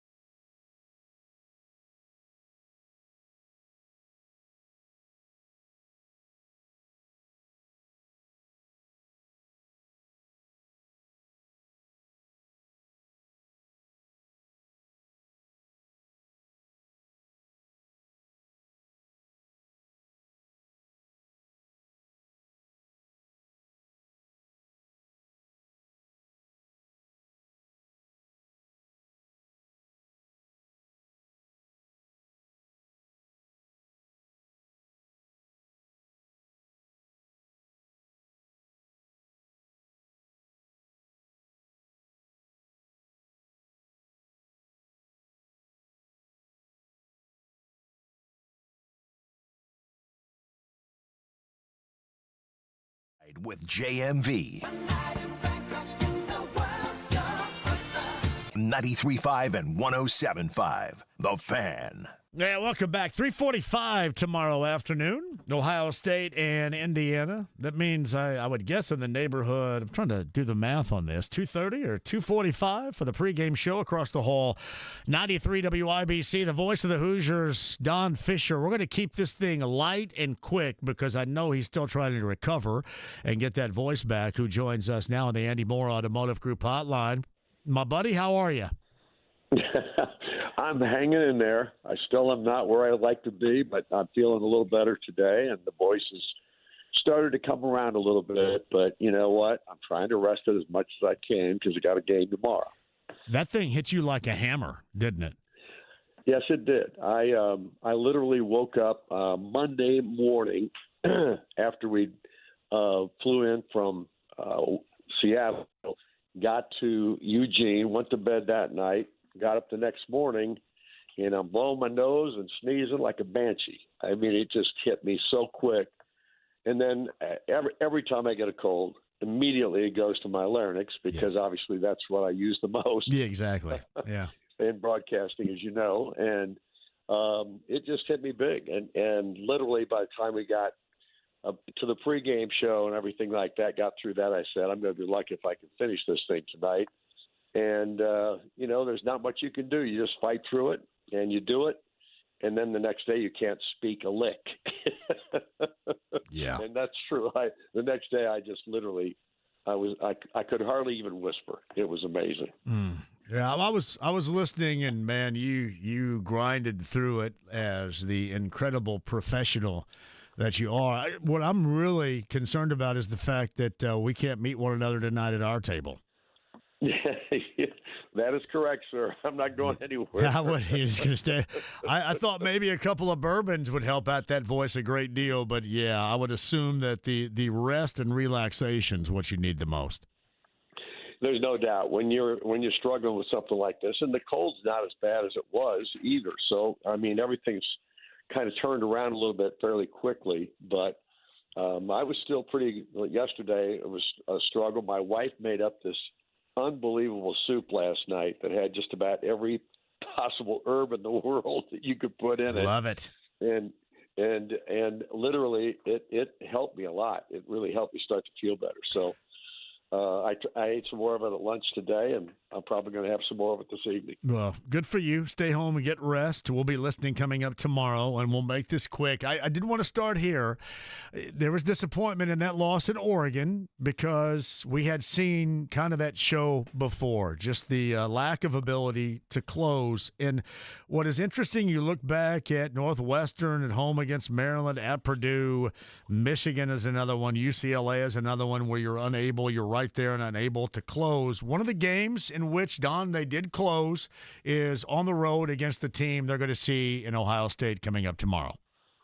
Yep, but Ohio State's a good ball club, and they've gotten better as the season has gone on. And if you remember, Indiana did not have to play against Devin Royal the first time they played Ohio State, and Royal was one of their top three players on the team. Really a good basketball player. Their game against Nebraska the other night was absolutely incredible.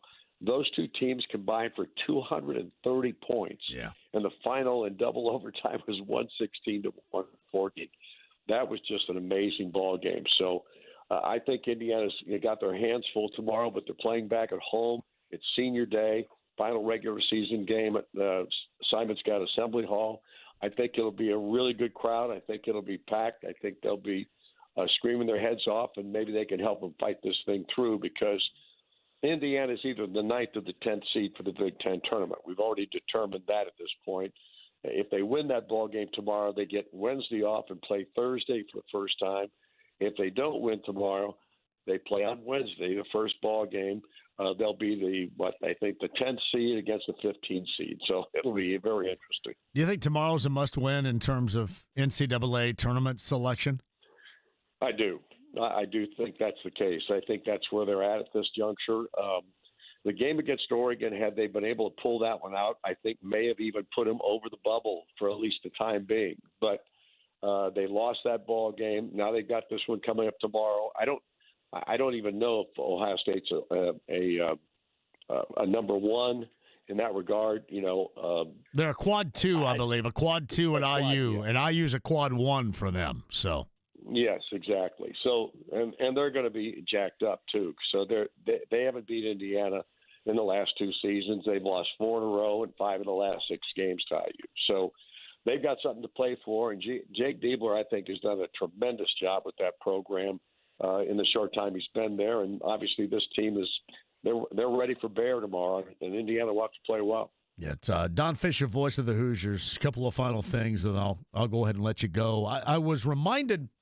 And maybe not so much down the stretch against Oregon, but I was reminded against Washington and certainly going back to Penn State and Purdue of some words on this show you've said in the past, and of 3 guys in Galloway and Leal and Goody that has, obviously a background as, born and bred Hoosiers, not going to IU did Goody, but, understand being from the state and understanding what that program and how meaningful it is. And I think we have seen the evolution for the better with these guys and that understanding kind of mixed in with guys that don't, but we're playing better. Now, that was all up until that end result against Oregon, but I do think that those 3 players that I mentioned have lifted or helped lift this team up to at least be in position to get into the NCAA tournament at this point. Well, there's no question about that, John. That is absolutely factual. Anthony Leal has started 12 ball games now. In his career of 5 years, all of them here at the end of the season. He has meant so much defensively to this ball club, has pulled out a couple of games with big plays, including that Ohio State win the first time, and actually a year ago at Ohio State in Columbus, he also had the biggest play of that ball game. So he comes up with some really good plays. He doesn't wow you in the statistics category with shooting or assist or any of the or rebounding, but he does a little bit of all of those things, and his defense is why he's out there. And he's playing some of the best defense we've seen this year, and I think those 3 guys, along with Malik, getting him back healthy again, that has helped. Umar and he are not playing as much together as they were earlier, and I think those 2 subbing in for one another has helped. I just think the smaller lineup is a better defensive lineup, but I think it's a better offensive lineup as well. And I think that's one of the reasons they've been able to kind of pull this thing together here at the end of the season. Yeah, 3:45 is that tip time coming up tomorrow. How close was Eric Soar making his debut as play-by-play man? He is absolutely will not go on the air to be doing play-by-play. I mean, he probably would have stepped in, but I think he would have done it under great duress. He just does not want to do that. A couple of times when I've had to interview a coach before a ball game, and it's gotten me close to airtime, once I've gotten back out there, he is absolutely delighted that he sees me come to sit down to do the open. I mean, he is a color analyst. He's superb at what he does. But he does not want to go on the air as a play-by-play guy, I can tell you that. Yeah, and there's no net. You're working without a net on the road like that.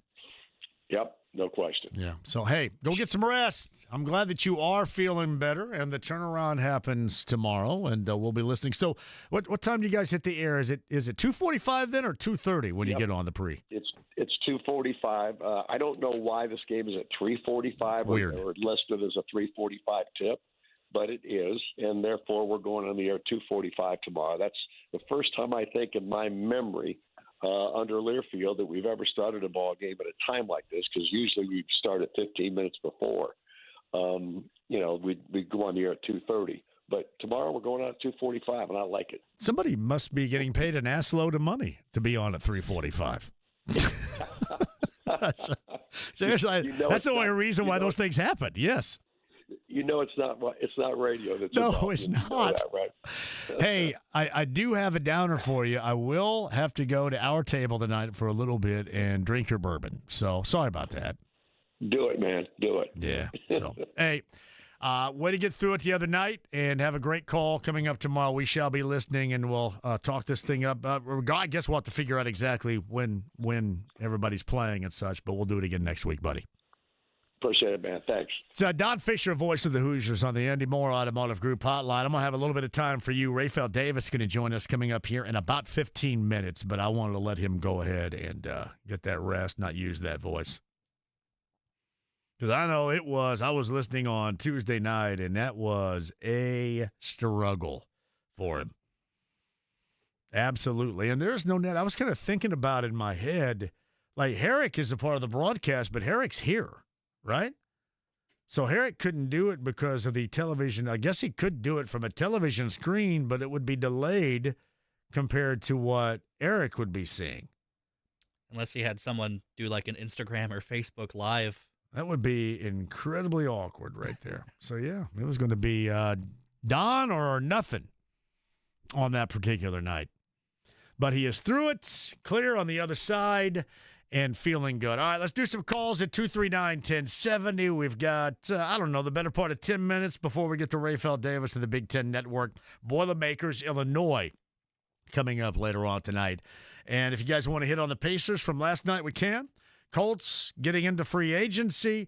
We start next week, and I'm assuming with a boatload of news. So we'll be ready for that coming up next week, and a busy week with the Big Ten Conference Tournament.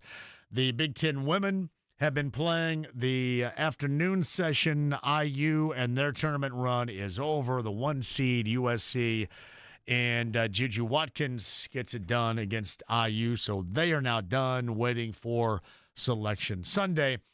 And everything else night session-wise coming up later on tonight in the quarterfinal round action of the Big Ten Women's Tournament. The men here next week. And, of course, we got just wall-to-wall hoopage going on right now as well. Sectional semifinal Friday night for the fellas, too, as we talked to Bob Lovell a little bit earlier. All right, 239-1070. Nick's on line 3 talking Big Ten women. Hello, Nick.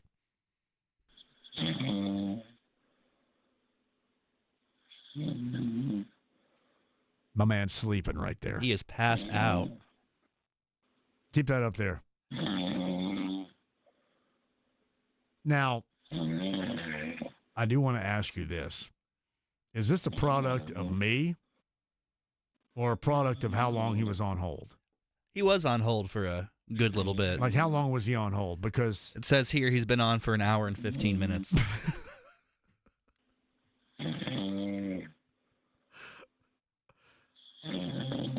I think we should leave him on hold still, though. No, I mean, should just pop this down and have it in the background the rest of the show. Here's what I think is great.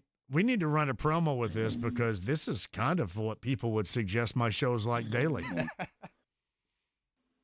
Hey, I'm JMV. Join me for another exciting show coming up on Monday where we talk Colts free agency, the Pacers, and college basketball on the weekend. And our good friend Nick will still be on hold, excited about his opportunity to come on and share his thoughts.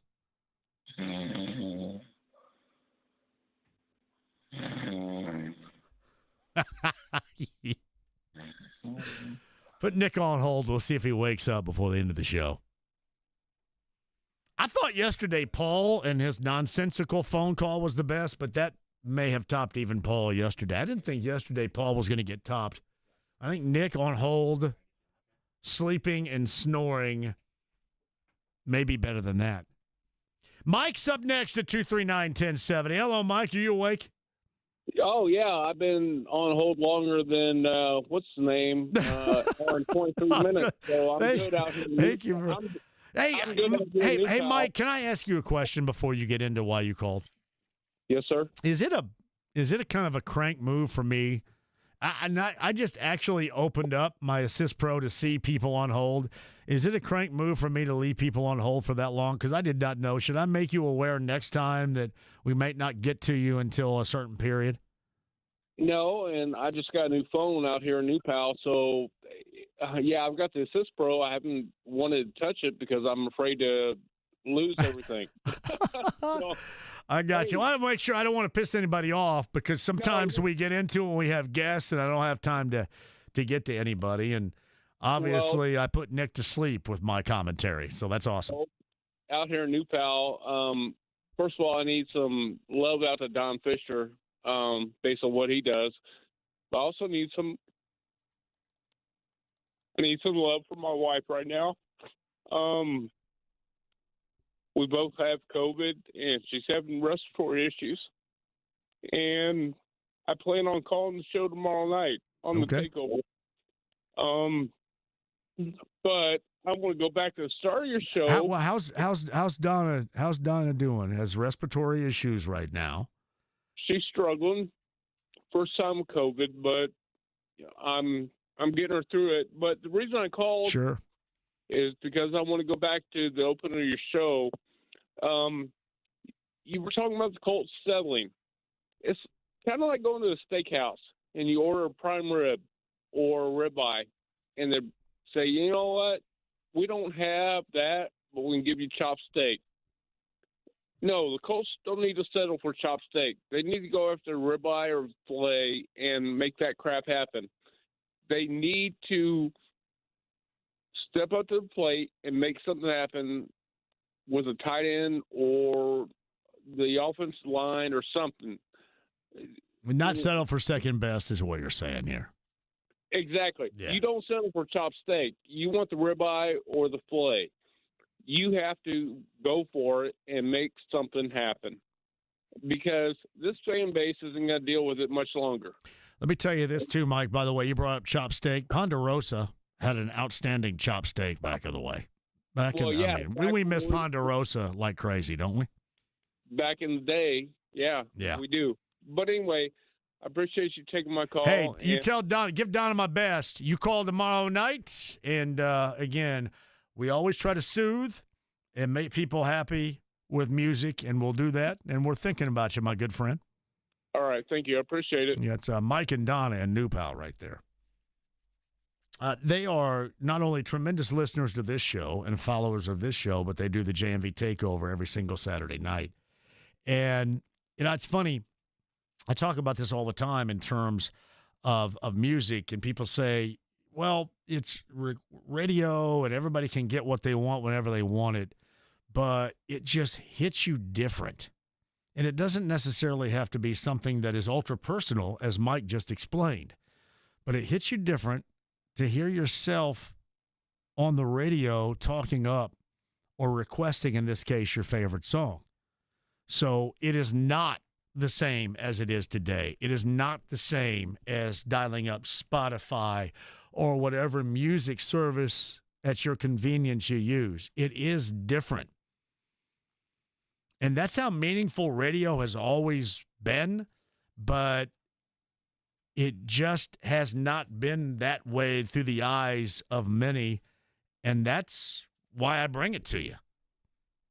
Because that is an example of how meaningful it is, and certainly can be, and oftentimes isn't, because it is extremely half-assed. Hey, I may put Nick to sleep. By the way, check in on Nick right here. James, check in on Nick on line 3. All right.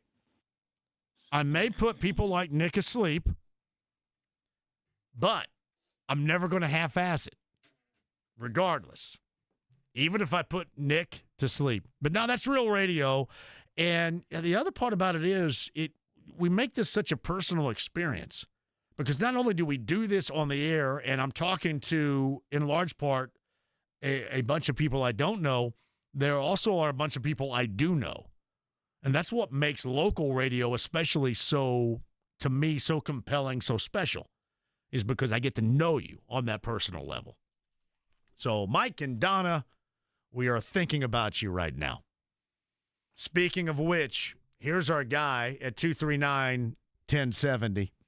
Fulton is up next on line 2. Hello, Fulton. Hello, John. How are you? You said you had breaking news for me. What is that? Yep. That's not your. You didn't break your elbow or anything, did you? No. But I am going to be here back from America's Got Talent producers this coming up spring. Really? So yeah. Wait a minute. You're going to go. You're going to go with Earth, Wind, and Fire on stage with your ukulele and perform the remix of September that happens at Everwise in July. So that's going to happen, and then maybe an appearance on America's Got Talent. Are you working the ukulele? I'm going to try. Man, Did you put that on your resume for America's Got Talent on stage with Earth, Wind, and Fire? Yeah, I put that on my resume. So I did a video on it, and then I sent it to All right. America's Got Talent producers. So. Well, you keep us updated, my buddy. I sure will. And don't forget to listen to the JMV Takeover on B105.7 with John and Fulton. Thank you, Fulton. That's so awesome.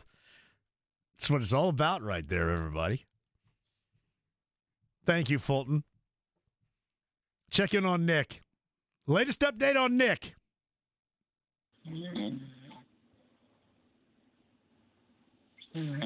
This man's having the best sleep of his life right now. I'll tell you what.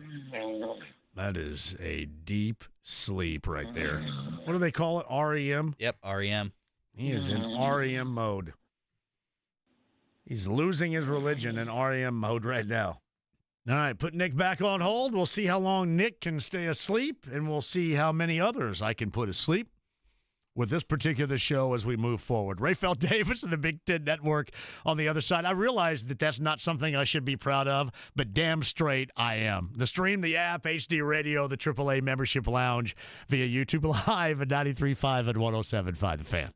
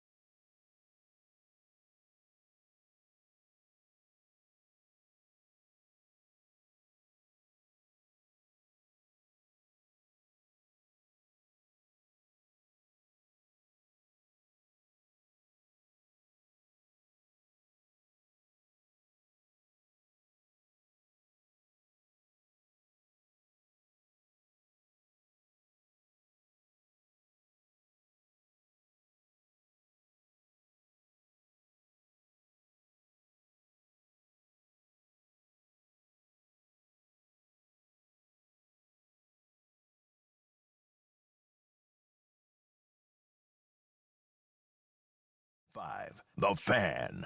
Man, busy show. Let's check in on Nick really quick. Nick, are you there? I am, Jay. How are you? Nick, I'm glad you're awake, buddy. You know you've been asleep, right? You know, we picked you up off of hold about 3 different times, and you were snoring loudly. Did my show put you to sleep?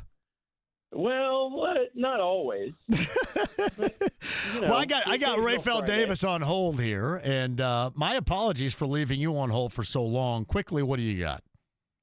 So went to the Big Ten women's tournament today. Yes. And had a report back for you. Number one, got tickets on StubHub for $3. Right. I paid more for parking than I did for the ticket itself. Okay. Number two, Juju Watkins is incredible. She's very good. I recommend people go see her this weekend. Right. And number three, Maryland's band played EU's Debut. That's outstanding. So you're not going to get that everywhere. That is outstanding right there. Hey, Nick, we're sorry we put you to sleep over the course of the show, but that may have been one of the greatest calls of all time. Oh, well, I'm glad we made it happen. You got it, buddy. Thanks, Nick. Yep, take care. That's Nick right there. He's awake. Good to go. He was on hold and snoring asleep for the better part of 15 minutes. He had a good nap right there. He did right there. That's what this show's going to do for you on the Andy Moore Automotive Group hotline. Big Ten Network, the former Boilermaker. Got a lot of college basketball happening right now, coming up this weekend, later on tonight for the Boilers on the road in Champaign. And Rafael Davis joins us now. Rafael, thank you for the time. How are you? I'm doing well, man. I appreciate you having me on. We're trying not to put you to sleep like we did Nick, who was on hold for a long time, a little bit earlier today. So thank you for joining us. I want to start with the Boilers. We'll get to IU and tomorrow's matchup at home against Ohio State in a second. But I mentioned this, and I was talking to Rob Blackman, the voice of the Boilermakers, yesterday. I thought we saw against Rutgers, and again, Rutgers' defense wasn't always engaged, as we saw on Tuesday night. However, when Fletcher Lawyer is at that level offensively, to me, that's my belief of this Boilermaker team, the way that it's put together being the best it can be. What say you? I mean, yeah, when Fletcher makes shots, it helps them, no doubt. But, I mean, for me, I think they're at their best when they're defending at a high level, when they're rebounding, and when those other guys are giving them some production. When you look at Miles Colvin, Cam Heide, or C.J. Cox, and those guys off the bench, I think when they can come in, they can provide a spark. Or when they can come in, and you look at a couple games ago, Cam Heide came in and gave them 9 rebounds off the bench in the second half. So I think it's a collective of everything. You need Fletcher to make shots, but you also need guys to rebound at a high level, and you got to guard at a high level. I think Purdue is, whether Fletcher makes shots or not, if they don't guard, they can't win games. And I think their defense and their rebound, that has to be the focus. All right, so players-only meeting. I talked to Chris Kramer, and he had mentioned that a couple of different times leading up to it. What all did you see at a much higher level on Tuesday night against Rutgers? I mean, I don't read too much into the game against Rutgers, if I'm just being honest. No, I think I completely agree with you on that, by the way, too. Yeah, I mean, I can't read too much into it. And for the way Purdue shot the basketball, I mean, they would have beat anybody that night. With the way they shot the basketball, the way Mackey Arena was rocking and rolling, and then Rutgers right now kind of a defeated team. So I think for me, we're just going out there and seeing the guys respond, the leaders. And that's kind of what I took from it. Trey Kaufman-Renn has responded since that players-only meeting. Brandon Smith has been great since that meeting. Fletcher Lawyer got going in that last game. So those 3 guys, they've got to be a constant. They got to be consistent throughout the season, throughout the rest of the season. I mean, so that's more or less what I took from that game is those guys leading the charge, because that's what it's got to be. Those guys can't have off nights, not just production-wise, but leadership-wise. So you saw better leadership, you saw better body language, but then those guys, they produced at a high level as well. All right, let's talk about Illinois then. Rafael Davis of the Big Ten Network is with us. So they get completely pantsed by Duke. Very good, no doubt about that. And then the last 2 games for the Fighting Illini, one on the road against Michigan and one at home against Iowa, 20-point wins. What have you seen recently out of them that certainly is a lot different than that embarrassment that they were the game prior against Duke? I mean, Like I said, again, it's similar to that Rutgers game. You don't take too much from the Iowa win because, Iowa right now at the bottom of the Big Ten fighting to get into the Big Ten tournament. But you look at that Michigan game, and similar to Purdue against Rutgers. Illinois, they just came out and they made shots. And you look at that game against Duke, I think they were what?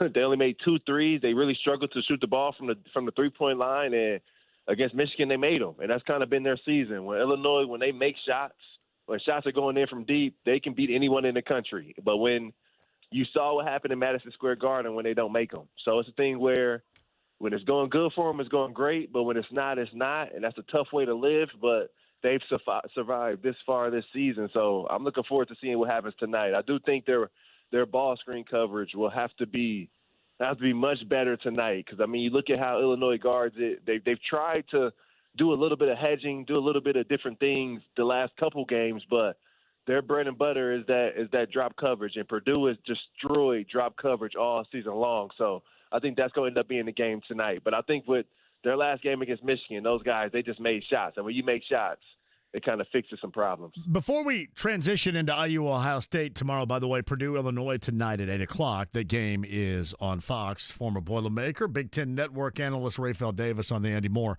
Automotive Group hotline. Who is your Big Ten player of the year at this point?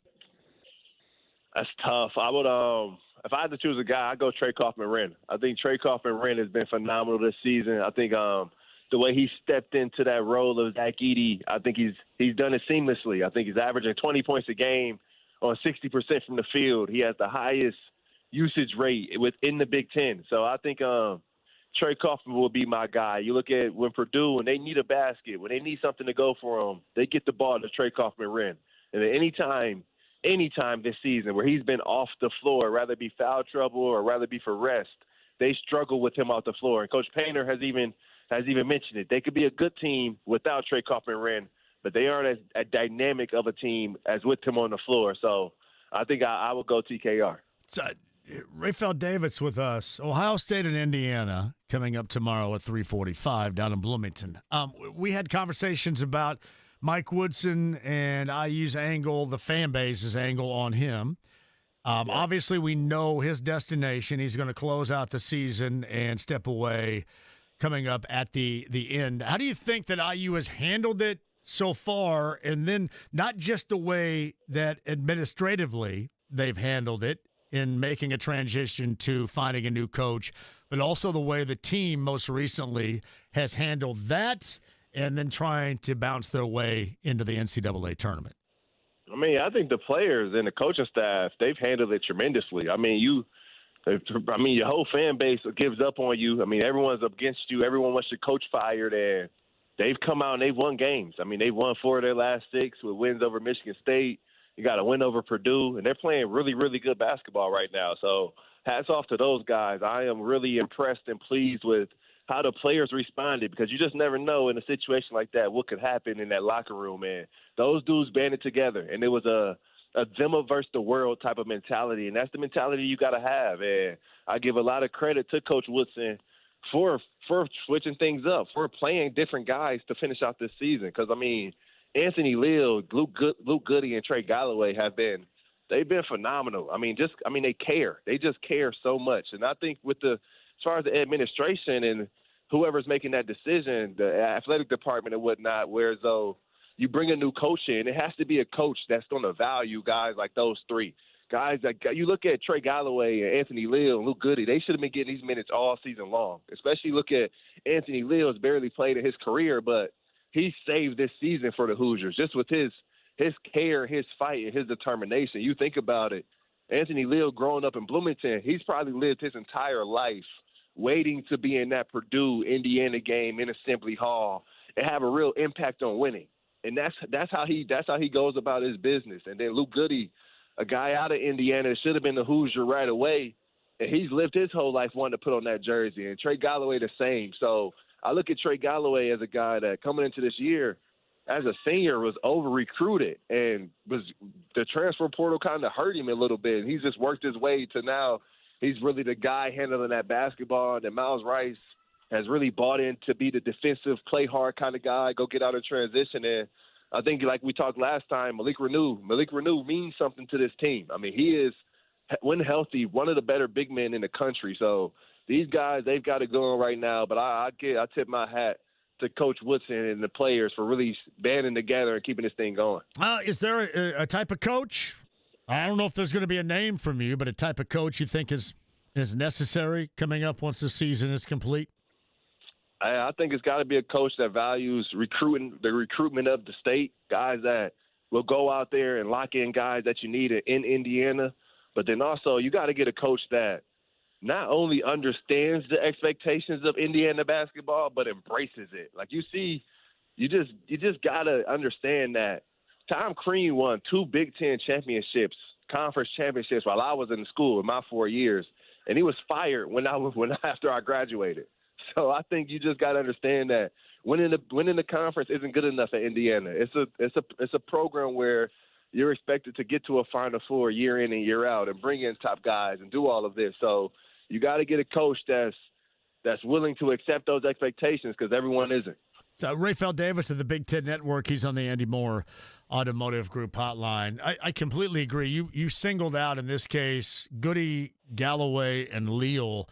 And at IU, it may be different, Rafael, in other places, but you know this because you're from the state of Indiana as well. It just matters what you know with the history involved in being from the state. And I think there's a delicate balance between NIL, transfer portal guys you bring in that are going to make a lot of money, that are talented, right, and make sure that you're mixing in those that understand the true meaning of IU basketball in the state of Indiana.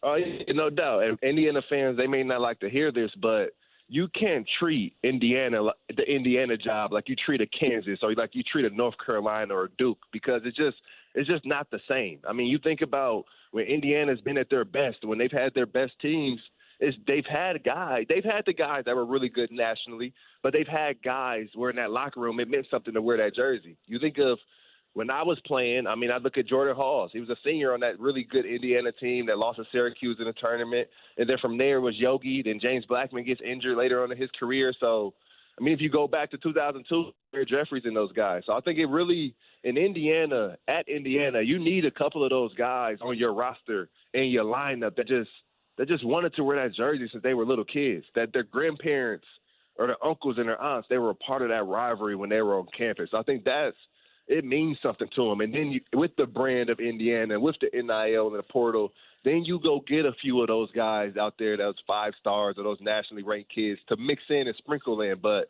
I just don't think Indiana's a school or a program where you go out there and you get 6, 7 different guys from across the country and you get them in that locker room and you try and expect them to understand what those banners mean.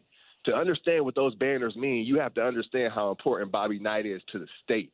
And kids outside the state, they just simply don't understand that. So when you see Anthony Leal, you see Trey Galloway, you see Luke Goody, they get it. They understand why the fans are frustrated. They completely embrace all of that. And then you sprinkle in a Malik Renew, a Mbago, a Miles Rice, then you kind of you can see good results. But I think as far as the university, as far as that program, kids in the state, from the state, they understand it just like a coach would, that this is what's expected of us, and they can share that to the other guys on the program. But I think when I was playing, I think Coach Crean did a really good job of that. I mean, like we talked Jordan Halls, but not just Jordan Halls. He kept Cody Zeller in state, kept Yogi Ferrell in state, kept James Blackman Jr. in state. All of that stuff matters. So when you go and get a Victor Oladipo and a Christian Wofford, those guys can explain that, what it means to be a Hoosier to those guys, and everybody's fighting for the same goals at that point. All right. When are you back on TV, Rafael? I'm in all weekend, Saturday and Sunday. All right. You going to be down here too?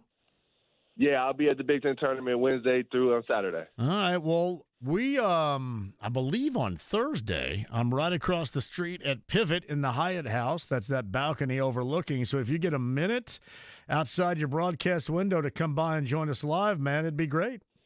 Oh, yeah. Just let me know. I'll try to stop by. You got it, man. Good to hear from you. Thank you, Rafael. Yep, you have a good one. So, Rafael Davis of the Big Ten Network, the former Boiler on the Andy Moore Automotive Group hotline. Hey, by the way, next week, I've already communicated with Matt Painter. He's going to join us next week. And I have yet to talk to Dusty, but I will. And we'll get Dusty May, the head coach of Michigan, on next week as well with the men's tournament here. The women's tournament ongoing. Nick gave you an update on that from a little bit earlier. The Gorman's going to join us coming up after 6 o'clock from Colts Radio. Last Word is coming up tonight, 6:30. How late do I go after 6? You will go until about 6:24. Well, that's just something. So 24 minutes with Gorman? Is that 24 what we're thinking? full minutes. Gorman after 6 o'clock. Last Word after that. And we'll get back to the Colts free agency coming up. Going to be a little bit different this year than we have seen around here. We shall see. We'll talk about that with the Gorman. And Mary J. Blige tickets we'll give away before the top of the hour. Don't go anywhere. The AAA Membership Lounge via YouTube Live, 93.5, 107.5, The Fan.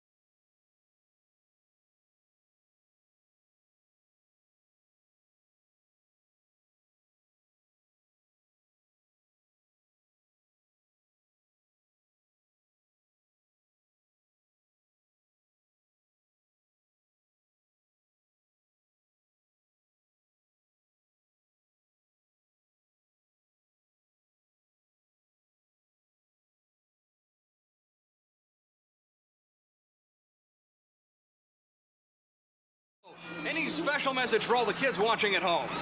Stay out of trouble. 93.5 and 107.5. The Fan. Mary J. Blige tickets, number 9 at 239-1070. Will go on us. A Monday night in April will be, I promise, absolutely outstanding. Number 9 at 239-1070. Mary J. Blige. Thank you all. By the way, too, the awesome Sienna upstairs in promotions has filled me in on a variety of shows that we will have tickets for coming up here on the horizon, and it is going to be great. That's what I love. I love mixing in opportunities for you guys to go to the great shows here in the area, the great venues, whether it's Ruoff or Everwise or Gamebridge or the Brown County Music Center, the Miracle National Center, the Egyptian Room, Fisher's Event Center, Hendricks County Live. There's so many. Oh, yeah, I'm sorry about that. Our good friends up in Carmel at the Palladium had Warren Haynes up there a couple of weeks back. Just always great venues, great shows, and we want to continue to give you the opportunity to be a part of that. Number 9 at 239-1070 goes to Gamebridge and checks out in April. Mary J. Blige. Get your tickets today, by the way. Hey, speaking of tickets, they're sold out.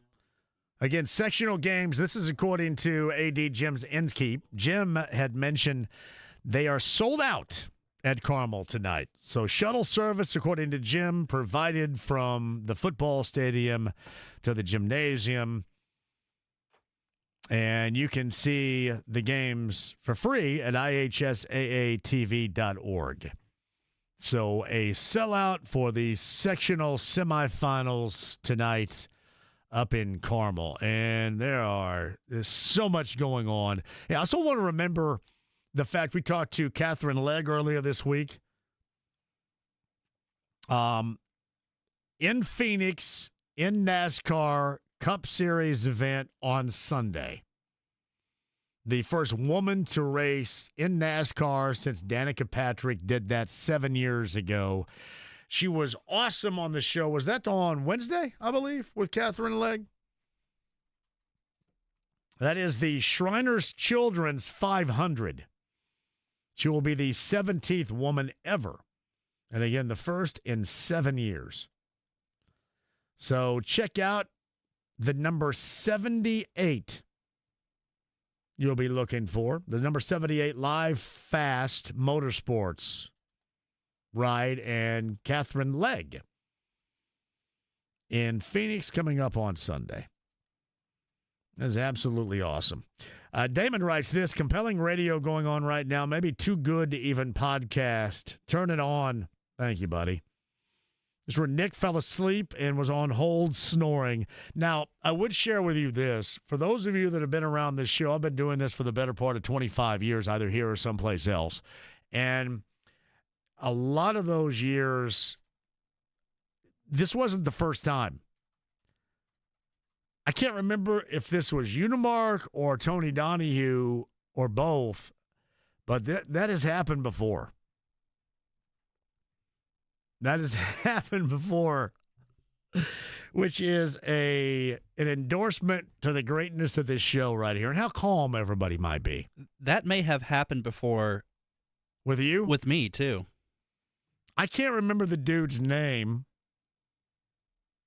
I can picture him right now. Very older gentleman. He has not called in a while. I have a very good memory. But was it with you? It might have been. Because I remember making almost a commercial out of it and sending it off to someone we had a partnership with at the time. Now, you made promo. I made a promo out of that one. Can you play that really quickly for everybody? This is the promo that James made out of Nick falling asleep on hold for over an hour and us going to his call, and this is what it sounded like. The Ride with JMV. Nick's on line 3 talking Big Ten women. Hello, Nick. My man's sleeping right there. He is passed out. Hey, I'm JMV. Join me for another exciting show where we talk Colts free agency, the Pacers, and college basketball on the weekend. And our good friend Nick will still be on hold, excited about his opportunity to come on and share his thoughts. The Ride with JMV. Weekdays 3 to 6. On 93.5 and 107.5. The Fan. That is a job well done. Now, Nate thinks it was Dan. I don't think the guy's name was Dan. But it has happened before. Again, hi, I'm John, and maybe some days I'll put you to sleep. Just the ultimate in relaxation as a part of the 3-hour show right here. And you'll get none of that next. The Gorman from the Colts Radio Network is going to join us prior to the last word. An Irsay social media message today. We'll break that down on the verge of free agency 2025. The Gorman, me and you, all of us after 6. Next.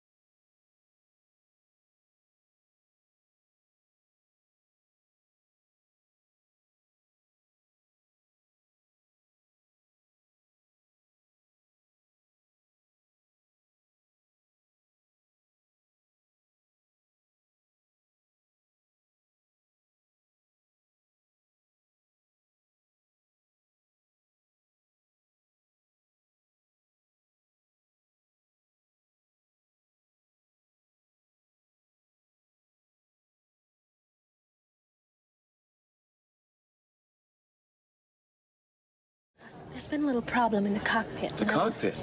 What is it? It's the little room in the front of the plane where the pilots sit. That's not important right now. 93.5 and 107.5. The Fan. Oh, I love it. The late, great Jerry Rafferty. This is also, did you know Yacht Rock right here? Oh, yeah. I'm on a Yacht Rock playlist right here. Oh, are you really? Yeah. This is not as good as Baker Street, but by God, it's right there in the neighborhood. No doubt about that. I saw Jerry Rafferty, and I figured you'd enjoy it. Right down the line, Jerry Rafferty, JMV Takeover. It's B105.7. Pretty close. Andy Moore Automotive Group hotline after 6 we go. The last word coming up at 6:30, and from the Colts Radio Network. And from the set of the last word, the Gorman joins us now. Hello, Gorman. Who was that? Jerry Rafferty? You said? Yes. Did you ever see Jerry Rafferty in concert? No, I never saw Jerry Rafferty. Why would you not? What are you laughing about? I mean, is he a... Okay, we were talking about one-hit wonders. Is he a one-hit wonder? I mean, is that... No, I just said he had two. He had Baker Street and right down the line. Come on now. Yeah, you can, right down the line. Okay, so he's now... How about this one?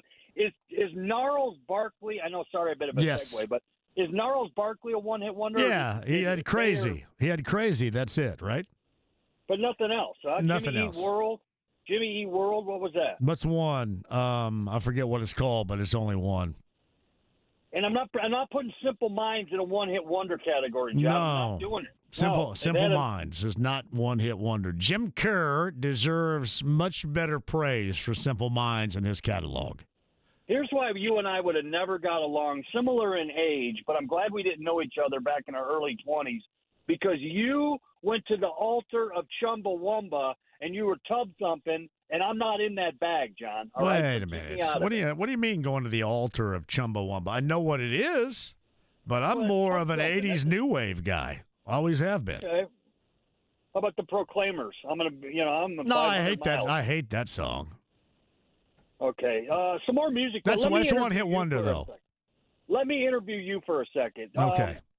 Phil Collins and Genesis are you can only go. If Phil Collins is in concert, he's not going to sing Genesis songs. You with me? And if Genesis is in concert, they're not singing. Yeah. You know what I'm saying? So yeah. my thing is this. Are you a Genesis Phil Collins or are you a Phil Collins Phil Collins? I would rather, at this point in my life, hear Phil Collins doing Phil Collins. But the price of admission would be worth it, maybe an all-time great, if Phil Collins were at lead for Genesis and was doing Mama, which is the best song of the Genesis and Phil Collins catalog put together. Why do you have so much hatred for Rick Ocasek and the Cars? I don't. Did I say that ever? No, why would I? John, when I don't hear you talking about him, I think you hate him. So no, the early Cars, late Cars. Did you like Benjamin Orr? I did, yeah. I mean, who's gonna drive you home tonight? Yeah, I did. I thought it was good. I thought he was good for that. I love the Cars. Didn't he have He had a one-hit wonder called "Stay the Night," right? Stay the Night. Yes, good call. And by the way, rest in peace to Tony from Tony, who passed away today. I didn't see that. Really? Yeah, one of the Tonys from the Tony. I think it was Tony with an I who passed away. Huh. How about that one, John? I did not know that. I mean, I know you're stuck in the Norman Greenbaum. I saw it now. Yeah, Dwayne Wiggins passed away. Yeah. Because I thought I was trying to think about during the All-Star break, because it was in San Francisco, and famously Tony is out of Oakland, and they did, I think, what the hell's his name? Raphael Sadiq, is that what his name is? Raphael Sadiq, I think, is the lead singer. He was on, I think, a part of the broadcast. I think on NBA All-Star Friday night. Oh, I thought you meant yours. I'm sorry. No, not mine. No, but I was. Yeah, I mean, They, I think he was alone, but yeah, I did not see that earlier today with the Wiggins passing. Hey, we can segue after this, but last one-hit wonder song. You won't find a better one, and it still holds up today. If we're down at Tom's watch party, or Tom's Watch Club? What is it called that you were at? Tom's Watch Bar. Tom's Watch Bar? And, yes. And Come On Eileen comes on from the Dexy Midnight Runners. Yes. I'm sorry. It still holds up, John. It's perfect. What's wrong? What would I think anything would be wrong with it? I guess some of the people I were talking to earlier kind of say, it's not great. Who are you hanging around with that wouldn't like that I mean, song? It's a banger. I'm telling you. Come On Eileen. It's a banger. But I'm going to listen in tomorrow night. You've been I've not listened to your show on Saturday nights for a while, but I will put that on in the background and see where you're going. Maybe a little one-hit wonder, maybe even Nina with 99 Bluff balloons or whatever she talked about. You can do that as well. I do like getting back to the Phil Collins Genesis question's a good one right there. Listen, if we go in that radio studio where we're doing the last word, we go through that and showcase Casey Valier gets going. Matt Taylor, Matt Taylor's 2 guitars and a drum set with a bass player and a lead singer. You know what I mean? That's it. Staying there, so he kind of stays in his lane there. So I like to throw a few questions out to the boys. What's your favorite Phil Collins album? Oh God. Phil Collins. I don't know. I mean, I'm a Genesis guy, and I've never seen Phil Collins or Genesis in concert, and I throw them in the same category. Yeah. That with I haven't seen Jeff Lynne. I've played golf with him, but I never seen. You know what I'm saying? It's like those are a couple that I wish I could say I saw him in concert. And I know you went and just saw Jeff Lynne. I did not. I didn't get a chance to go. It was on a Saturday night. I could not attend. Oh, you didn't? I did not. No, Jeff Lynne and ELO, and that's going to forever be a hole in my game. Well, hopefully he's still, whirling around a little bit. But anyway, I like to talk a little music with you. No, it's okay, man. I do too. We can do that after 6 o'clock here. We can do whatever we want because this is not on my watch. Oh, really? No. You're kind of, you're on our dime right now? What are you talking about? No. We're in that neighborhood where you and I can have a casual conversation and do whatever. Oh, yeah. Okay. Where nobody's listening. I think everybody still listens, but they want me between 3 and 6 to make sure we maintain a 98% of sports conversation. And after 6, I got you. Yeah, they can eat it. So, yeah. Well, I'll give you a little sports. I mean, let's talk about the last word tonight. We got a doozy coming up. Well, I was going to ask you about free agency that is coming up here. Let's go, brother. That thing is starting on Monday. Wednesday's the official day, as you know. I think the Colts are going to be active in this, and I'm only saying that because of what Chris Ballard has said at recent press conferences and stuff of, signing his in-house guys. I mean, 15 were signed last year, I think it was. 22 starters came back. And this year, it wasn't good enough. And he said that, hey, I got to be better and I got to change up a few things. So maybe they're diving into that, into the free agent pool. Position-wise, obviously, is the most important thing. You know what I'm saying? Because he did talk about getting competition in there for Anthony Richardson. We're going to go over that a lot. We talked with Jim Miller last week at the Combine. We love Jim Miller from SiriusXM NFL Radio. Yeah. Mark Ross, a guy from NFL Network. He's been in front offices. He's won a couple Super Bowls with the Giants. He actually was up there when Grigson was hired. He was one of the GM candidates that Irsay talked to. And just an interesting cat. He's got a lot of good stuff going on. They're getting their thoughts on Anthony Richardson and what to do. And the competition, John, that's the big one. Who you bringing in? You're bringing in somebody with a resume, somebody like that. And you got to figure, John, when you talk about this competition, the most important thing is snaps. Snaps in Westfield, snaps at OTA, snaps preseason, all that stuff comes into play. And if you got that competition, you're taking away snaps from either or, subject one or subject two, whether I'm talking about Anthony Richardson and fill in the blank. So that's going to be the thing, man. Reps are huge in camp. Reps are huge in OTAs and stuff like that. So if you're splitting reps on this thing, then you finally give a guy a go a week before the regular season starts. That's what we're going to find out. You know what I mean? I think this competition thing's a bunch of I wouldn't say garbage. That's too harsh, but I think it's lip service because we know who's going to starter's going to be week number one. I won't argue with you for 1 week. I'll give you 1 week with that take. I'll give you 1 week. And if there's nothing that's shaking next week in the free agent pool when it comes to quarterbacks and getting one in here for a true competition with Anthony Richardson, then I'll say, okay, I see what you're saying. They're bringing in a couple guys. One of them's a veteran who's been a journeyman, and we know what it's going to say. I just think it's Anthony's job to lose. I'm not in the meetings. I'm not in Chris Ballard's office. all that. I'm just talking as a fan right here. I think it's his to lose. I think they'll do everything to give him the opportunity. He's been working his tail off this offseason, obviously. That are the reports that we've heard. The guy has been staying busy with quarterback coaches. That is helping his game. That's trying to get him into the higher completion percentage, if you will. That's the biggest part of a quarterback, obviously completing passes. So, and his is down right now. So he's got to work on that and get those intermediate routes and not be afraid that if the Colts land a veteran tight end in free agency or the Colts draft a tight end in the upcoming draft, like get that tight end a big part of the offense. You know what I mean? The safety blanket with somebody like that is there, and we just haven't had that guy in the last couple of years here as far as being, of the Dallas Clark, Ken Dilger, you know what I'm saying? Even when your buddy Dwayne Allen was in here, I mean, he got some mix, Kobe Fleener back in the day, obviously Jack Doyle, but I want my tight ends, and I know a lot of, offenses, John, around the NFL that you see these tight ends that are going off, they're number two. He's looking at number one and number two as far as completion goes.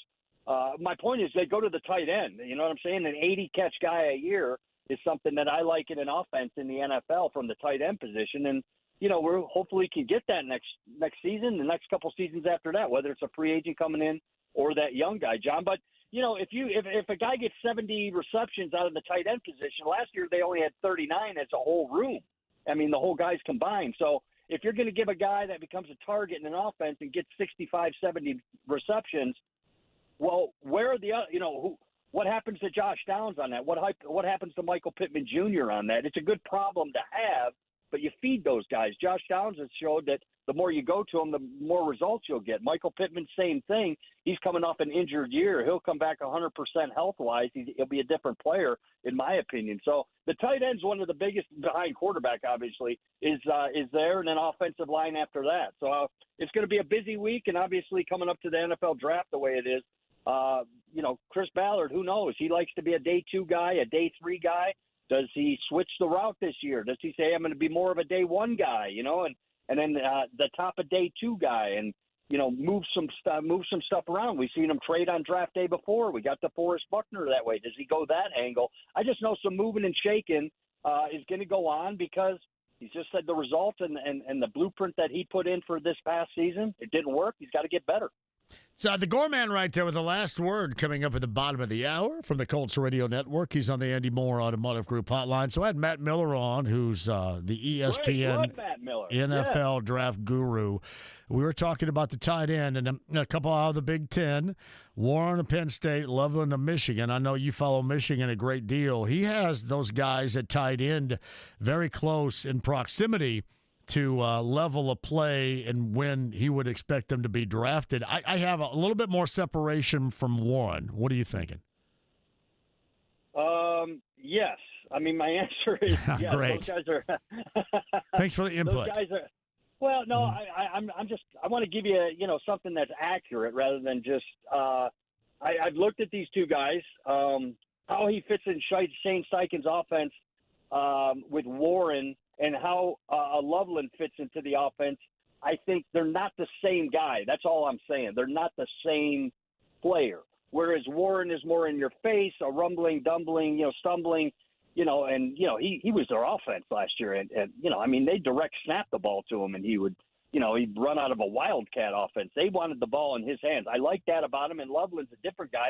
Loveland's sort of that tweener guy who could be that extra wide receiver / tight end.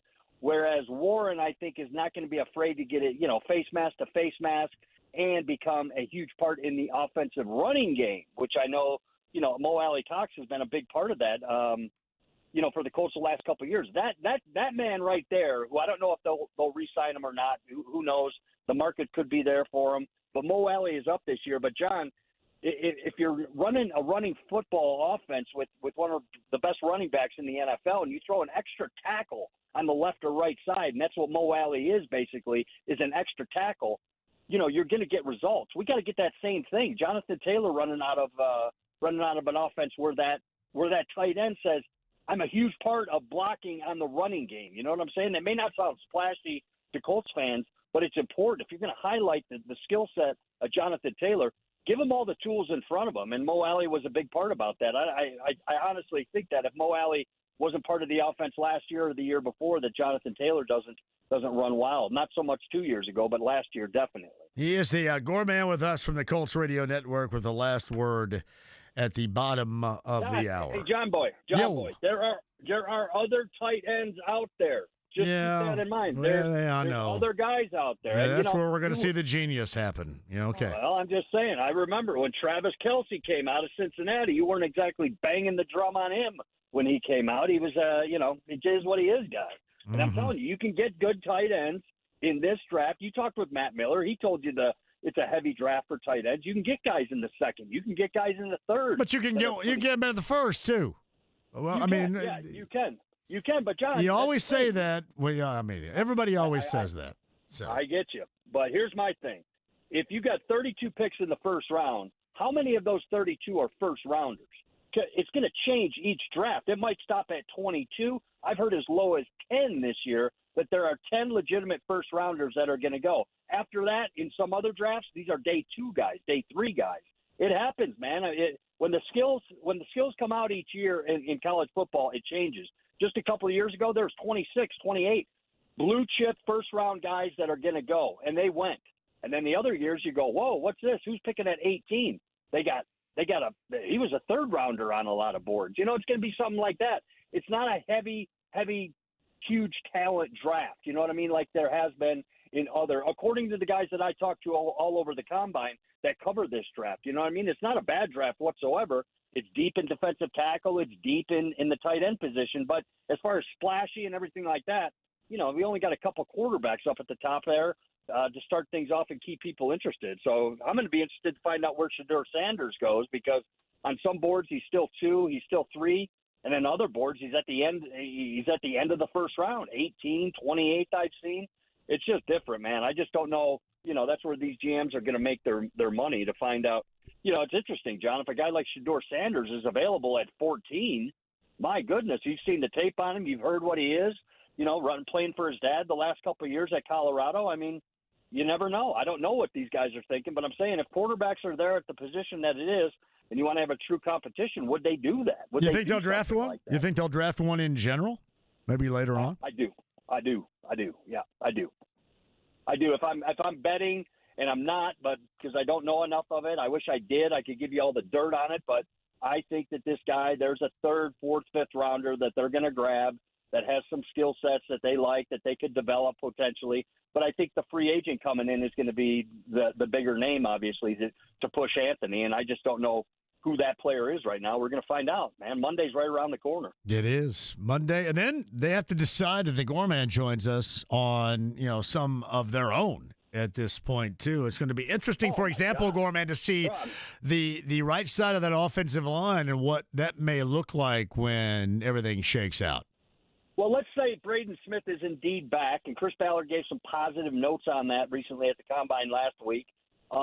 Let's say he is back. He solidifies him. He's a great right tackle. You don't hear much about him. He doesn't make huge mistakes. He doesn't get burned. He hasn't in his career where he's just been a turnstile. He's not that guy. He's solid as Sears. The right guard position, though, is huge because Will Fries is going to get paid. Will Fries has graded out the last 2 years like nobody's business. He's a 6th-rounder, don't forget.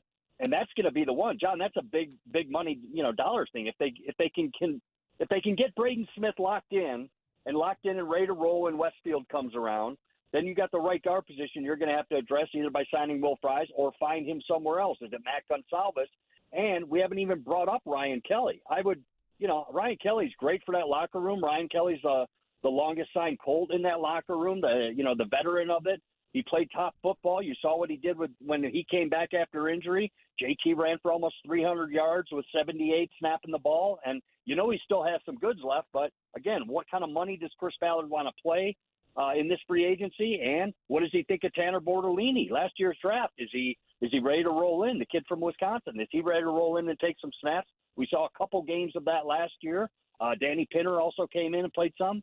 So there's so many questions out there, John, that are going to be answered in the next couple of weeks and obviously with draft. But I'm just looking forward to free agency. I hope that there is some splash. I hope we can get some veterans on here that make this team instantaneously a playoff contender, if you will. And that's obviously the quarterback plays a huge part of it. But there are some holes. I hope we're seeing some safety help back there. Obviously, a cornerback as well. He's going to be loading up the cupboard for it. So it's going to be an interesting time. And I know Chris Ballard has talked about some things in the past, the way he did it. And he said, right after the season, we're not close. We're not close. We don't finish like that. You don't consider yourself close. So he's got to turn the tables a little bit and figure out what's going on. And maybe just change his blueprint course of his drafting and his free agent signings this year. I mean, it's a big one. People were calling for this guy's head for the last 2 years, John. So who was? This is a huge. I listen to your show, pal. Don't kid yourself. I listen to your show. So it's a Gorman. Yeah, it's a big one. It's a big one. Gorman is with us. So did you see the Jim Irsay, what used to be known as a tweet, now an X message that was sent out earlier today? What'd you think? Oh yeah, I like it. What do you think of it? That's the most important thing. I just kind of want to know what went into it, I guess. Right? I want to know if it was more about hey, get ready, here comes free agency, going to be a little bit different, or if it's just kind of nothing more than that. Well, I just know one thing, John.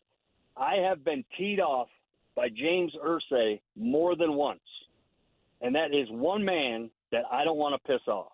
And when you read that tweet, and like he says, I'm telling you, it's coming from a good place, but it's coming from a truthful place. Not good enough. 1 win, 2 Super Bowls. Not good enough. 14 losing seasons. Not good enough. He's telling the world right there, hey, I am not comfortable right now. I'm not happy right now. We need results. You know what I'm saying? So people are going to get this message, all across the NFL landscape, including in our building as well. So you think he was pissed when he sent it? Yeah, he's pissed. I can confirm it. I can confirm Jim Irsay's pissed. Not in a bad way, but just with the way that the last season rolled around, the way that the season ended, the season before that. Obviously, we're trying to get a lot out of Gardner Minshew. We didn't get enough out of it. Then Anthony comes back, and, hey, we're happy. We're ready to go. He gets benched for a couple of games. He comes back, has some success. You know what I'm saying? Gets dinged up. Joe comes back in. All that. Just done with it. You know what I mean? This is a guy that signed Peyton Manning and Andrew Luck. I mean, this is a guy that knows quarterbacks and knows what quarterbacks mean to organization. So when I say pissed, I just mean frustration. Gotcha. You know what I mean? Frustration. Hey, buddy, we got to run here. Thanks for the time. I know you guys have the last word, and it's loaded at the bottom of the hour. Yeah, we are. I'm telling you, not many commercials today. Showcase Valier, he's also on it. Don't forget Casey Valier. He's you got it, in buddy. Rare form today. So thanks so much for the help, John. I appreciate it. We'll talk to you next week. That's a Gorman right there. The last word's coming up next. James, great job out of you. All of our listeners, everybody participating, you guys have been great.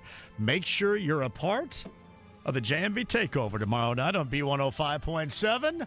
I will cue things up at 6 o'clock. Live, local, all-request radio greatness you will not hear anyplace else. The last word is next. Have a great weekend.